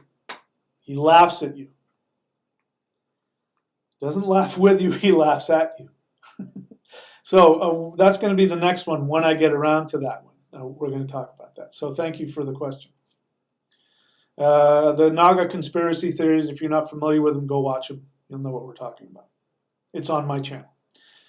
I think I even have a website, nagaconspiracy.com. I don't even know if I've maintained that or not. All right. Red Star Spellbreaker question. Do antidepressants with all their side effects suppress one's ability over a long period of time to connect and heal to their core wound? So I'm not a doctor. So I can't talk about antidepressants or who should take them or who shouldn't. I don't like the idea of taking any chemical that messes with your awareness. I like to, but there are people, I'm not going to say there aren't people who don't need that. So you're asking me a question that I can't really go into that. I could share about my experience, but I really can't talk about others, and I think it would be irresponsible of me to comment any further on that. Because once somebody starts taking antidepressants, you can't just go off of them. Your chemistry's all screwed up. So you need to have somebody who knows how to help you get off of that, if that's what needs to happen. Omar M. question. Very sorry, my apologies, bad misunderstanding. I really did need your opinion on if suicide is somewhat allowed. So that's really your question. I know where you're coming from here, but, I was told when I dealt with real traditional teachers, like, a Chinese teacher especially, you never go to a Chinese teacher and say, hey, the other teacher down the street said such and such. What do you think about that? He will turn his back on you. He won't even talk to you. He will just turn his back on you, and then one of the other students will say, I'm sorry, you have to leave. It doesn't serve you to say, well, I've researched this and that. So if you have a question, be honest and just ask me the question. And really what you wanted to ask me was, is it okay for some people to commit suicide? If you have learned from your mistakes and have no dependence, well, if you're committing, listen, the only suicide that I'm going to co-sign is if somebody is really ill. Like if they're going to die in a year anyway, and they're in a lot of pain.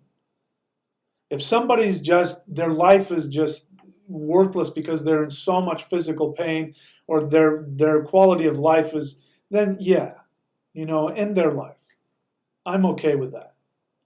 But if somebody commits suicide because they're depressed, and you're telling me it's okay because they've learned from their mistakes and they have no dependence, I'm going to say they haven't learned from their mistakes, because if you've learned from your mistakes, then you have joy in your life. If you don't have joy in your life, you haven't learned from your mistakes. That's why you're unhappy. So I completely disagree with your assumption there, that there are people who it's okay to commit suicide because they've learned from their mistakes and they don't have any kids. Nope. The whole reason we incarnate is because we haven't achieved our desires. It's not about lessons. So let me get rid of that. You don't reincarnate because you made a mistake and I have to learn the lesson. The only lessons that we learn are lessons that connect us to what gives our soul joy. When our soul experiences this life and has all the fun that it wants to have, then it goes, that was a lot of fun. Okay, I'm done now. Now I can move on to whatever else is next.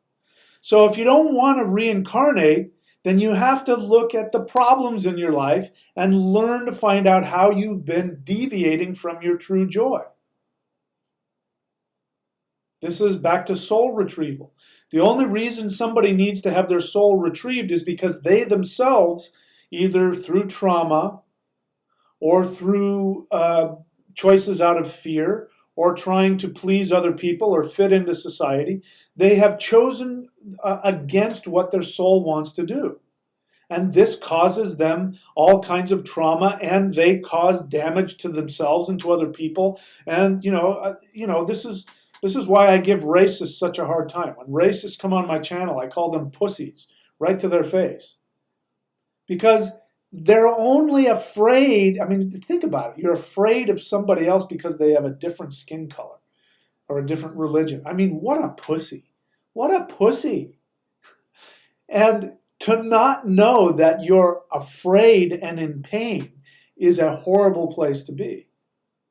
And if they can be aware that what makes them happy is they want those people that they're afraid of to accept them, that's really what they want.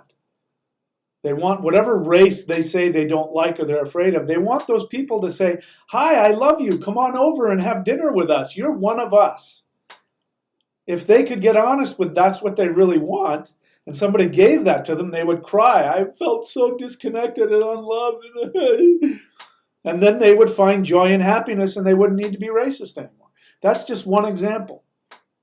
So if somebody is a racist and they reincarnate as a minority and they become oppressed, they're going to go, wow, it really sucks being on the other side of that. I'm never going to do that again because it doesn't make me happy. It's all about your happiness. It's not about learning or making mistakes or being bad. It's just about finding your happiness. And your soul, when it comes out of the body, it connects to pure bliss and it goes, man, being a soul is really great. I want to experience this joy in a human body. Let's do this again. But this time, I want this challenge and this challenge and this challenge so that I'll wake up and then I can have this feeling I'm having now in a human body. Oh my God, that'll be so great. Talk about, a high.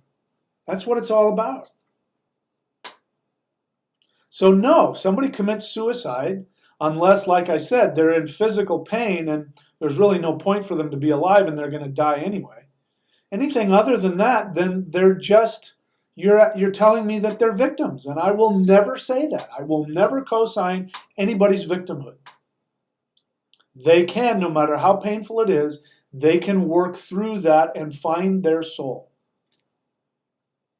Maybe traumatic and painful, but once they're out of the soul, it's just like a video game. It's not that big of a deal to the soul. It's a big deal to this human brain and this human body, but it's not a big deal to the human soul. It's nothing. Okay, passing Arcturus. Question, have you ever personally done DMT or high-dose psilocybin? Why do you care? If I say yes, then am I okay? And I understand you? If I say no, does that give you an excuse to say, well, he's never done it, so he doesn't understand? If you followed my channel, you know the answer to that question. I'm not going to answer it here because it's a worthless question. You're not asking me an honest question because you need to know. If you want to know why I think it's not good, I'll tell you. But you're asking me that question, I think, and I could be wrong. I think you're asking me that question because you want to either tell yourself he doesn't know what he's talking about, or, okay, he did it because this is something you want. I could be wrong. Cosmo Joe, question. Regarding Rahu, are we supposed to deny or reject desires? Have I ever said that? Have I ever said that you should deny or reject your desires or your feelings? Are we supposed to deny or reject our desires that are not our sole desire? Or simply acknowledge that they only provide passing pleasure and embrace them for what they are? Well, that's a very intellectualized question. It assumes that you're going to be able to figure it out ahead of time, but I have news for you. Life is an experience, and so the only way that you know that a desire is a distraction is if you indulge in it. So, to the previous question, you can probably guess what my answer is to that guy.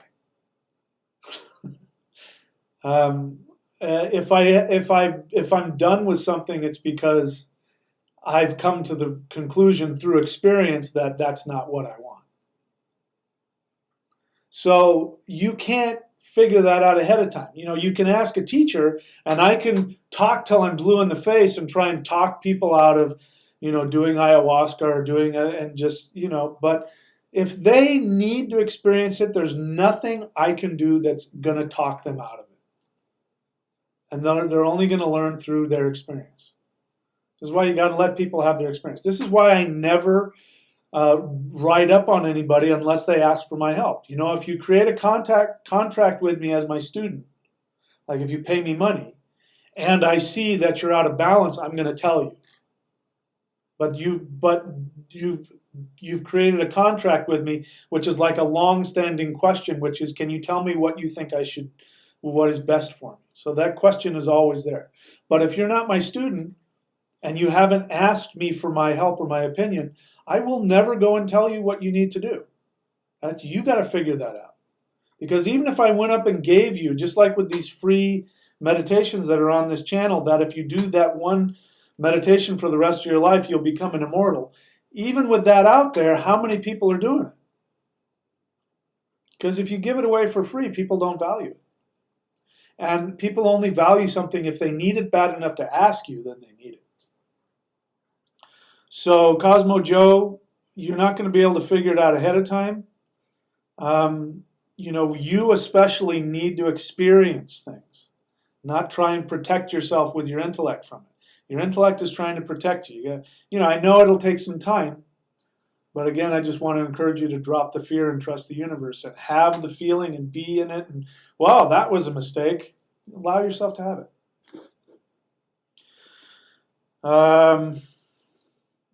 Passing Arcturus, I've given my perspective. That's my perspective. Ghost in the Machine, question, in, quote, cult of personality, unquote. I don't know what you mean by that. How does hating or loving a public figure affect our soul journey? That's a really specific question. Do you have this problem? Are there public figures that you hate and resent? I mean, to me, that's more of a psychological question than a soul journey question. But, resenting anybody for any reason. Well, let me answer it this way. There are people every now and then who come onto my channel who want to fight with me. Some people like Omar here who didn't want to fight with me. He just asked it in a way I didn't like, and I responded critically to him. But some people actually do want to fight with me because I say things that they don't like. And so I am that personality that they want to hate. And to those people, what I say to them is, you need to be a teacher. If I anger you, and I really get your goat, and you can't stand the sight of me, but you can't stay away from my channel because you have this unresolved fight with me, it's because you're supposed to be a teacher. And the person you're really angry at is yourself. So if there's, I don't care who it is, for me, I was an actor. And in fact, interestingly enough, I'm doing coming up soon, this whole series on escaping the Matrix, and I took a clip of the movie of Neo flying through the air and all that.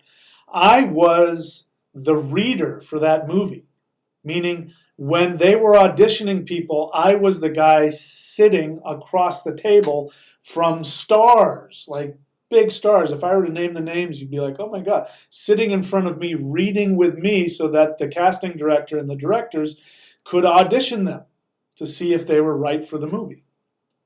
And I was reading the part of Neo because I looked like, this was however long ago, and I looked a lot like, what's his name? At least my face. I had hair back then.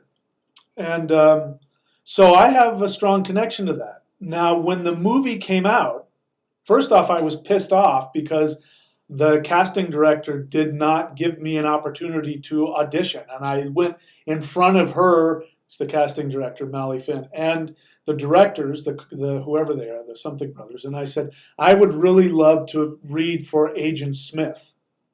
Because I would have been an awesome Agent Smith, or whatever his name was. And that, that pissed her off, and I got no audition and all that kind of shit. So when the movie came out, I had a resentment. And I still, to this day, when I see Keanu Reeves, I go, oh, that guy, he's horrible, he can't act. That's because he represents where I wanted to be. So I still have that. But I laugh now because when I think about it, I don't want to do that. I love the idea of the attention and the fame. I won't lie to you. That sounds like a lot of fun. I would love that. But movies are hard work, and I've acted in movies, and sitting there, and you have to do this scene where you're crying, and you have to do it 10 different times because there are a bunch of different camera angles, and you have to get it right. It is so much work. You have to pay me. That's why people get millions of dollars to act in movies. It's hard work, man. And I would be the same. I'm like, you want me to play? You got to pay me a ton of money to do that because that's too much work. I'm too lazy now. So when I get resentful and I see people that I've known or people that I've worked across or like that, and that old resentment comes up, I laugh and I go, but my life is so much more fun now. And I work so little and I have everything that I want. So I don't know. I'd have to know you to know why you have that, or if you do. Passing Arcturus, question, should I believe you if you have no... What? Come on, man. Don't waste our time. Seriously, dude. That's not an honest question. If you have an honest question about you want some information from me that you don't know about a spiritual subject, I'll tell you. But I just really don't want to get into this with you. So I'm going to put you... I don't know what I did. I tried to put you on a 30-second timeout. I hope that's all I did. Ghost in the Machine, that's not a question. Okay. Oh, I struggle with it because I believe I shouldn't have an emotional investment.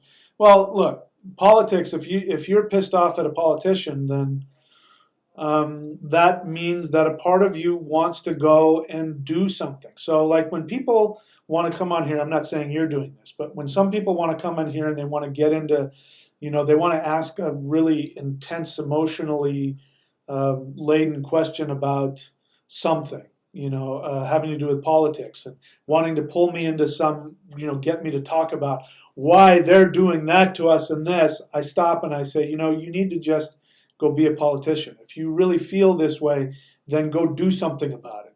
Arguing or getting me to commiserate with you and talk about how horrible that politician is doesn't accomplish anything except we get our egos, negatively reinforced. If you really honestly feel that way, then go get into politics and do something about it. So if you're having a problem with politics, it's pissing you off, it means that you want to go do something. So go do something, whether it's in politics or whether it's just helping somebody, go pick up trash in the street, do something that will relieve that. Then you won't feel the need every time you see that to be stimulated with anger.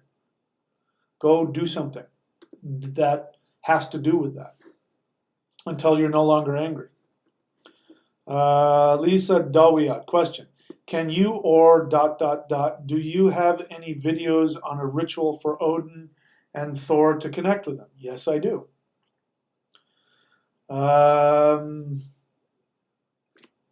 Go up here and then find out how to find my videos. The Thunder Qigong DVD. That will give you a ritual to Thunar.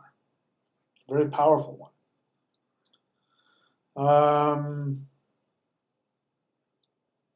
Al D. Question. Are the gods of mythology, Norse, Greek, Roman, all the same deities but under different names? That's a good question. I've written a book.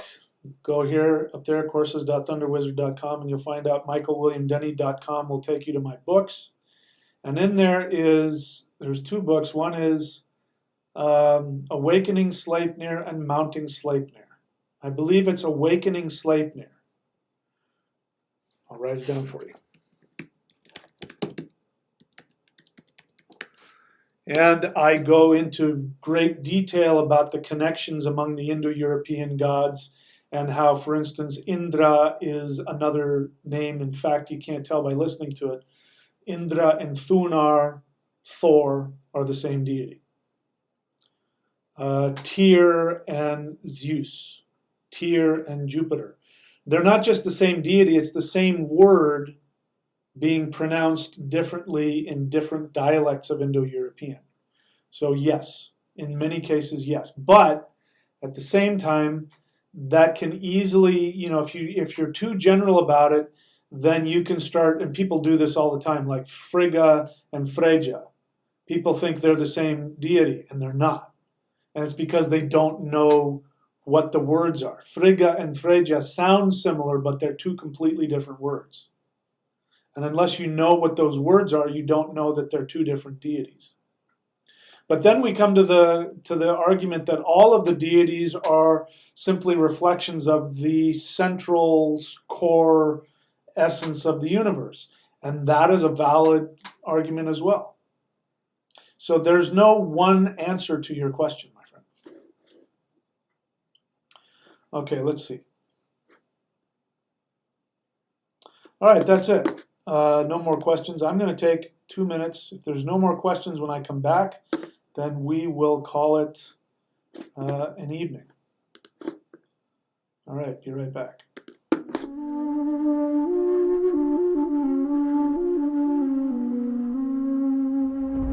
Real esoteric spirituality without all of the fluff, without all of the nonsense.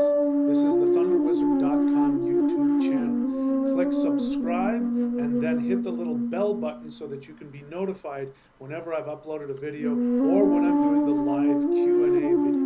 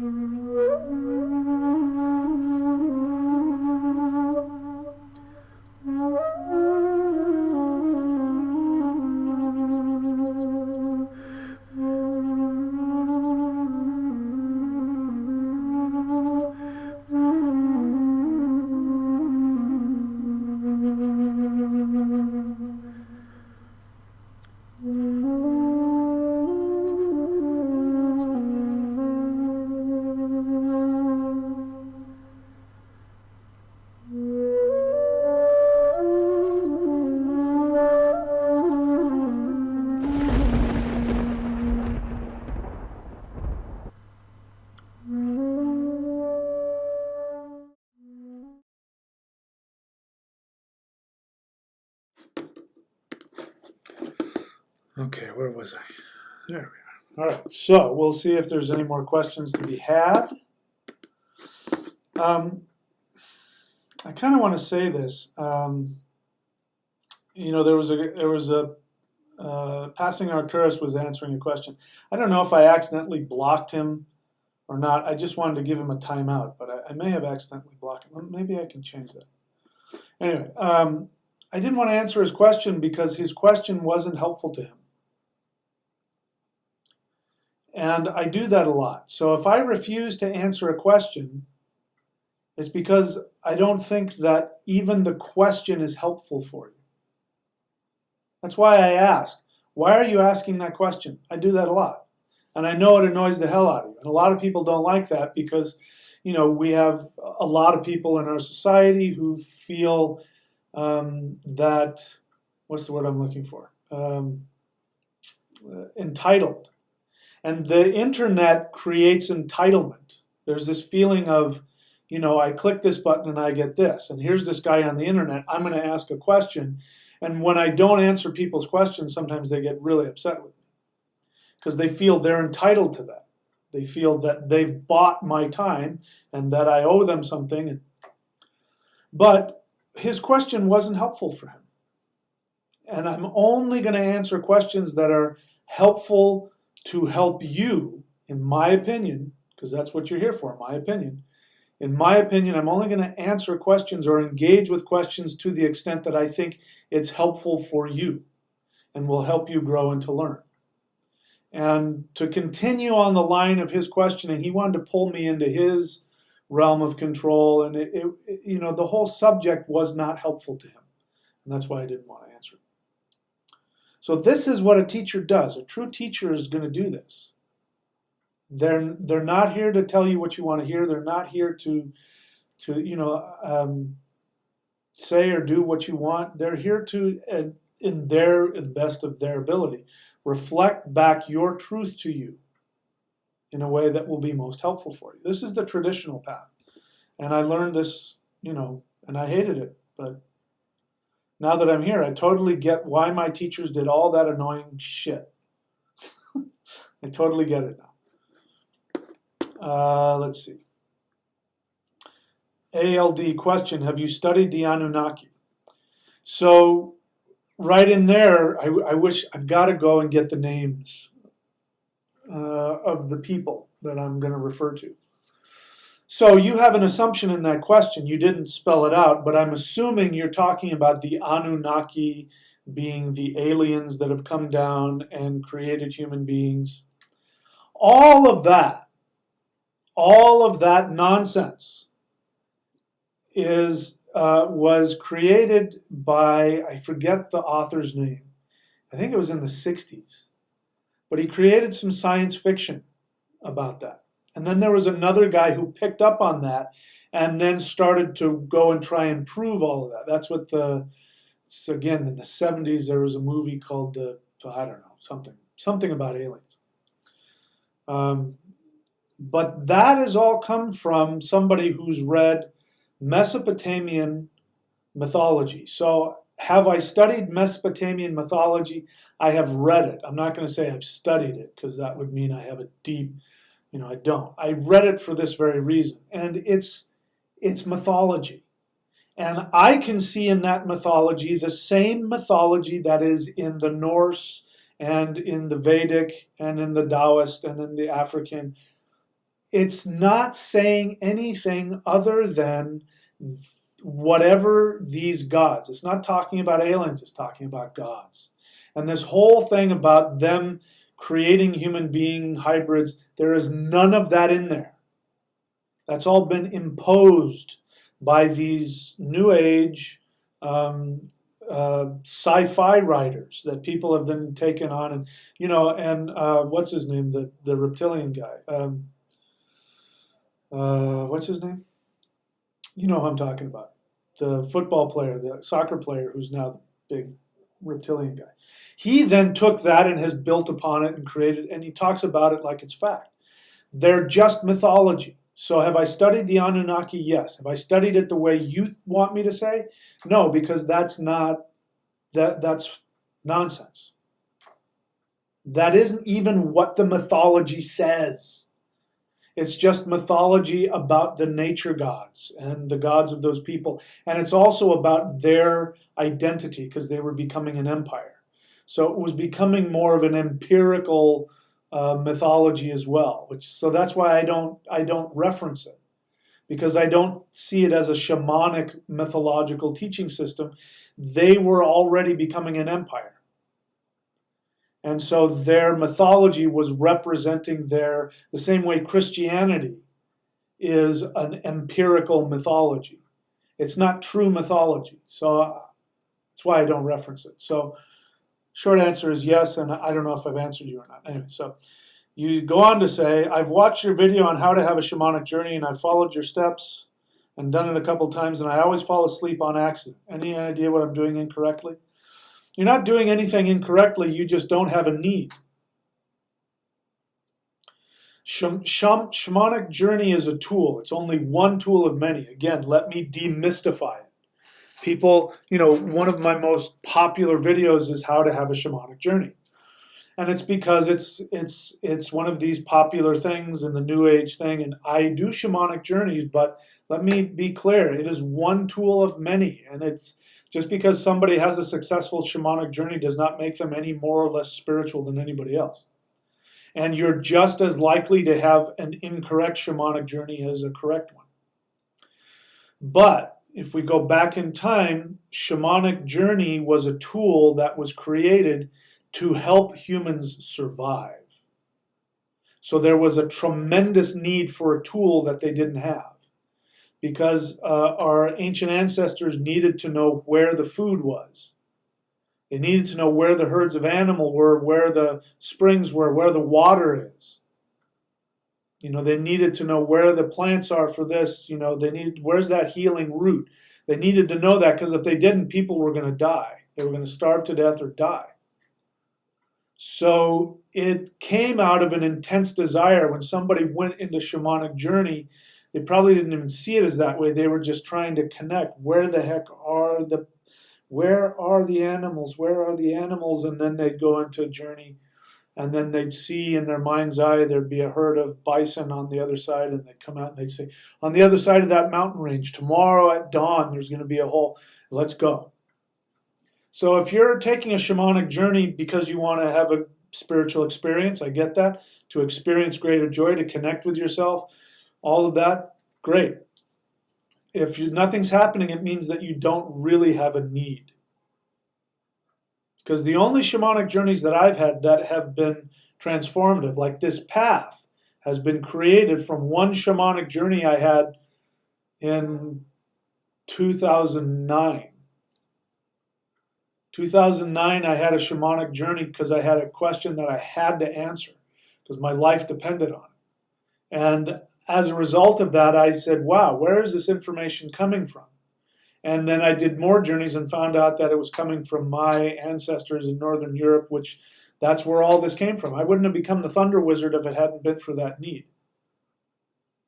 So you don't have a need. You're not doing anything wrong. There's just no need for you to have the journey. So when you do have a need, and it is really serious and honest, then you will have a shamanic journey, if that's what is the method that will be most helpful for you.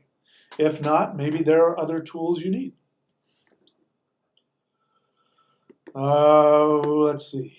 Somebody wrote down, I think the names of the people I was trying to talk about. Eric von Daniken, and then Giorgio Tsoukalous, maybe, and then David Icke. Yeah, David Icke. So David Icke is the long list of people who started writing, they started writing sci-fi, and they started using the Anunnaki mythology, the Mesopotamian mythology, as the basis to say, real life, it's hidden truth underneath, and then it just started, it started snowballing, and now David Icke, the stuff that he comes up with, the nonsense he comes up with, came from sci-fi. And it has nothing to do with what the actual Anunnaki mythology is about.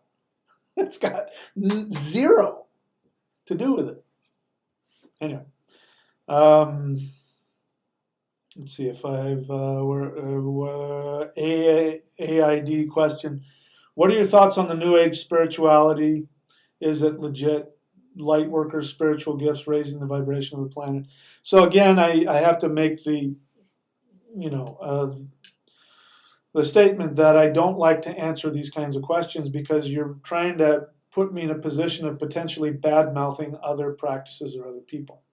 If I'm going to badmouth somebody like I just did, I'll do it on my own. I don't want you to help me with that. So I'm not going to answer that question. The only thing I will say is that that people are coming from an honest desire to connect. But the desperation that is underneath that is what's bringing people, just like in what we just described, bringing people down either false or incomplete paths. I talked about it earlier. The law of attraction is only partially accurate. It's an incomplete teaching, and it's incomplete because their desperation is clouding them from being able to see the truth, as well as the fact that modern society has been disconnected from our true shamanic pathways for thousands of years. That's why I say I only teach things that come from an unbroken connection into prehistory. So things that have been created out of the blue since then, Native American shamanism. There's all kinds of just worthless Native American shamanism out there that is just white people pulling shit out of their ass because they secretly wish they were Native American because they sense they are not connected to their ancient path. That's just one example. So that's the only thing I'll say about that. I won't go any deeper than that. Orbital explorations question. Hi, Michael. What similarities / differences have you noticed between Nordic shamanism and African shamanism? My mistake if you have not studied African shamanism. Well, I've studied with African shamans, and my expertise is in Yoruba, esoteric, shamanic drumming. And so I learned a lot about the Ifa religion from a master shaman who's still around. You can look him up. He's still alive. If you ever get to Los Angeles, you can look him up. He still teaches. Still teaches drumming. Baba Ayo Adayemi. And so I learned what you can do with rhythm, and I learned, that sacred rhythms done correctly open up portals, and the orishas, the gods, the ancestors, come into your presence in ways that are undeniable.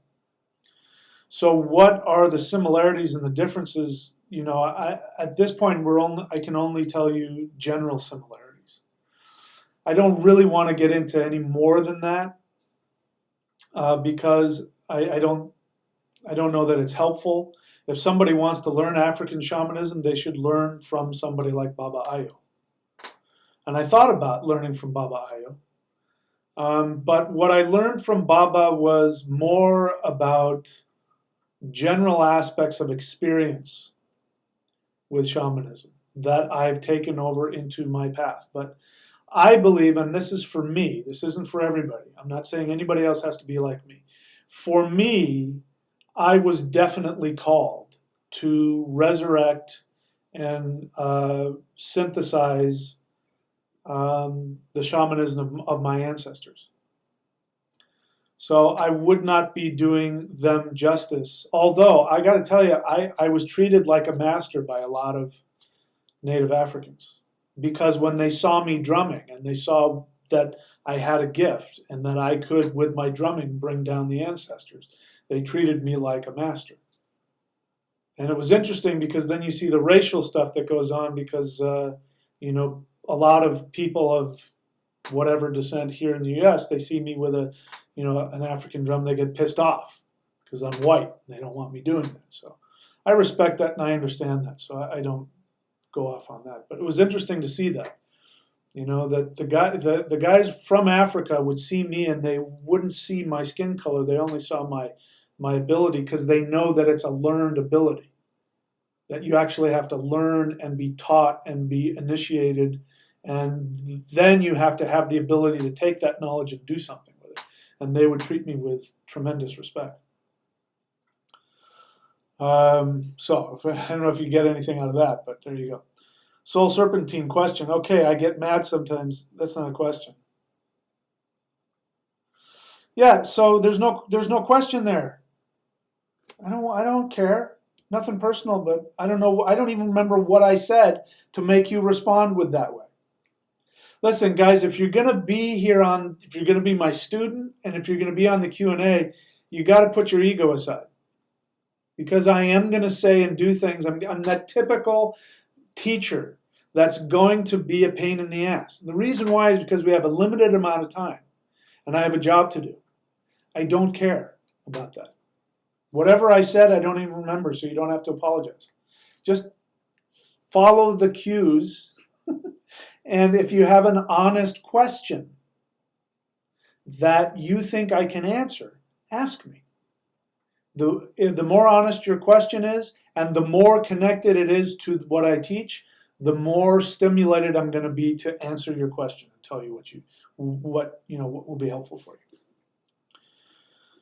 Zachariah Sitchin, maybe that's who I meant. Cosmo Joe says, yeah, I don't remember. I got to look it up so I can, next time I mention it, when I get another question about the Anunnaki, I'll be able to answer, here are the people that started this nonsense. Okay. Nicole Young, question. All right, so Soul Serpentine has a question. Continued. About the importance of planet Earth and her relationship to human beings. Could you please tell me who is covering up this information?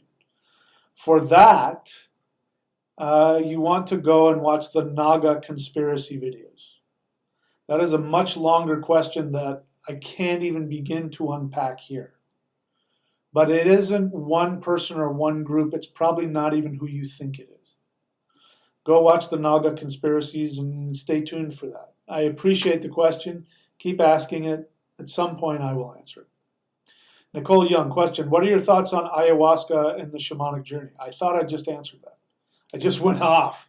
So if you're coming late, I went off on power plants and ayahuasca. My thoughts are that, number one, that should only be done in a traditional setting. And here's what a traditional setting is. A traditional setting is if you were born in that culture and you grew up learning that culture, your brain has been wired in the right way to take ayahuasca and have it have a positive effect on your life.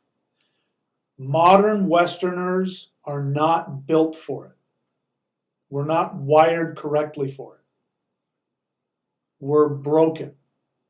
It's damaging to us. That's my thought. And besides, you don't need ayahuasca to have a shamanic journey. And shamanic journeying, if we're talking about drumming to and having a shamanic journey, that is coming from the Siberian tradition, and they didn't use power plants. They only used the drum.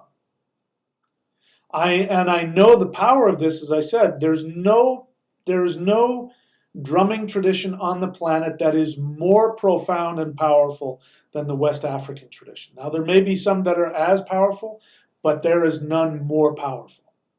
They have mastered that science of knowing how to interlock certain rhythms. And trust me, what you hear, what you think you hear that you know of is African drumming, trust me, is not the real stuff. The real stuff, some of it you don't even know what the hell you're hearing. What the hell is that to the Western ear? It takes a long time to be able to get into the intricacies of it and hear it. But that stuff, that is more powerful. When I used to drum it, you see on my channel somewhere there's a video of me drumming with my teacher, and you see me doing this, and my head starts doing this. I'm not doing that on purpose because I think the music is cool. I'm doing that because I can't control what my body's doing. I'm going into that trance.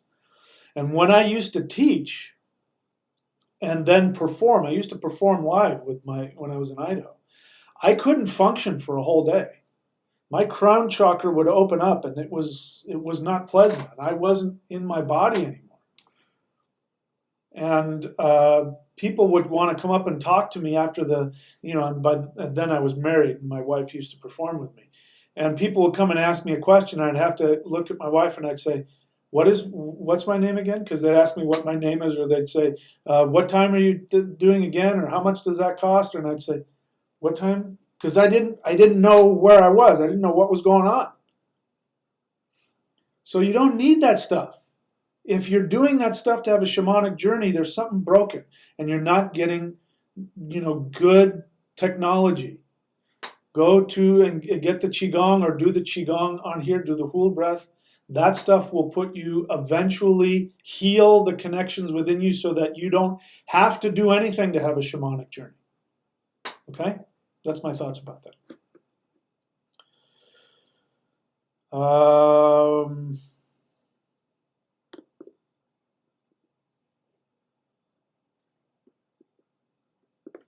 Looking for the questions. I'm only interested in the questions, please.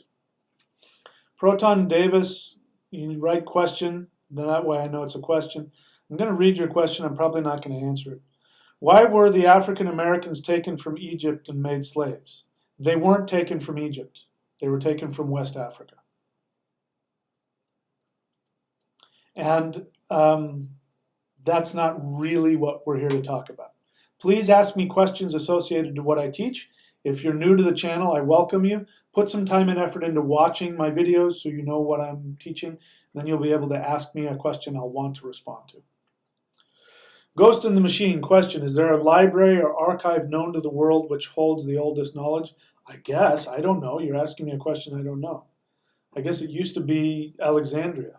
I don't have an answer to that, and it's because I don't know the answer to that question. So I don't know.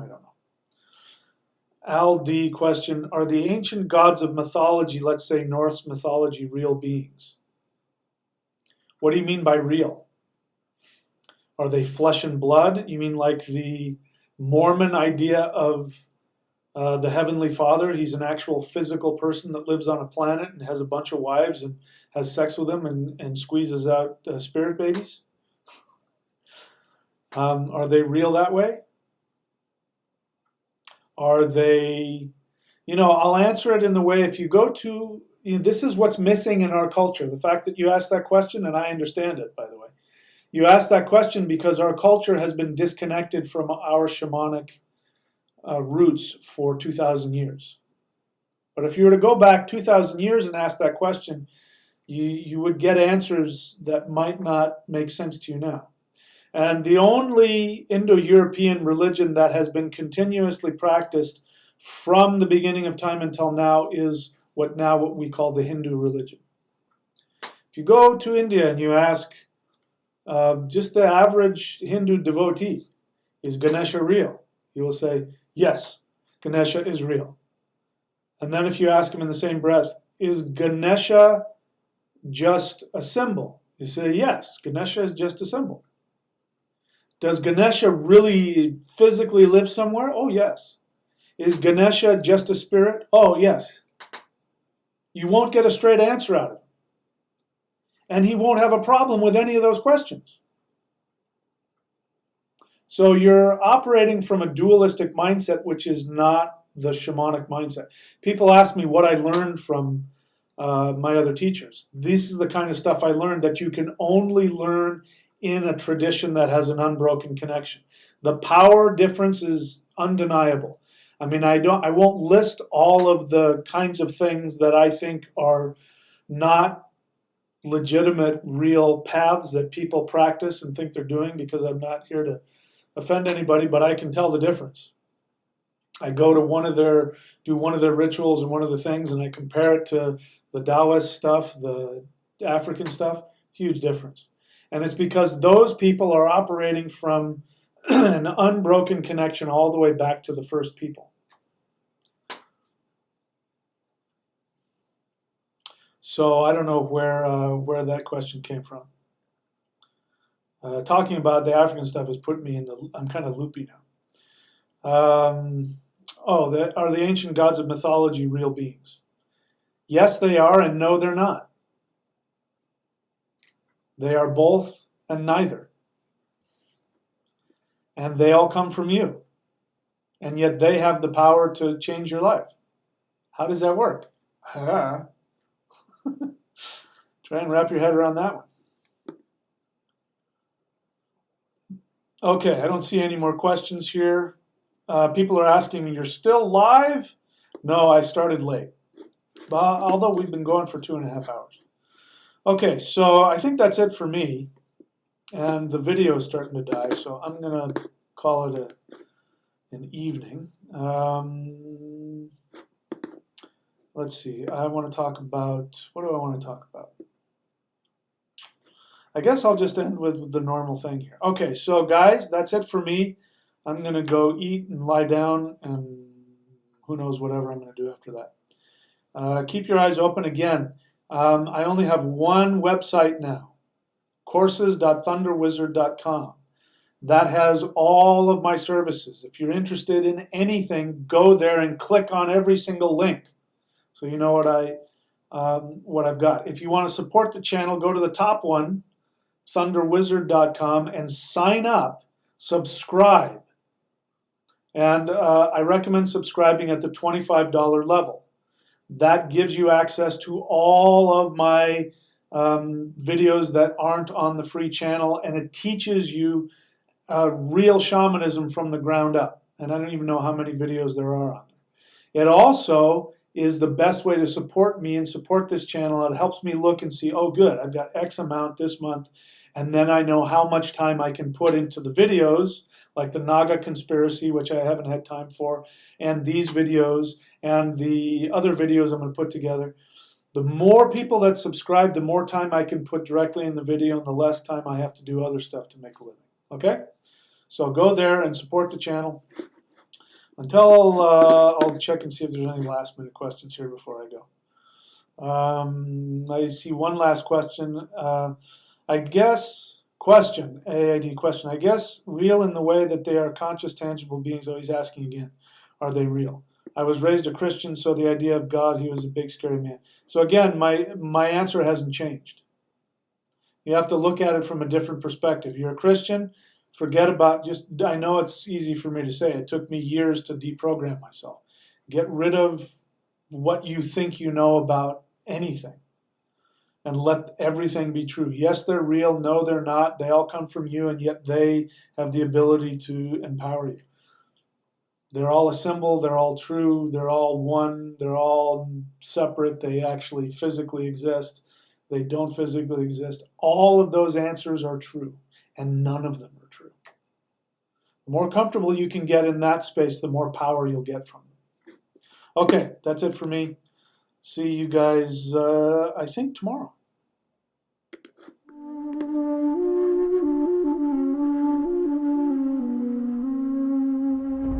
Real esoteric spirituality without all of the fluff, without all of the nonsense. This is the thunderwizard.com YouTube channel. Click subscribe and then hit the little bell button so that you can be notified whenever I've uploaded a video or when I'm doing the live Q&A videos.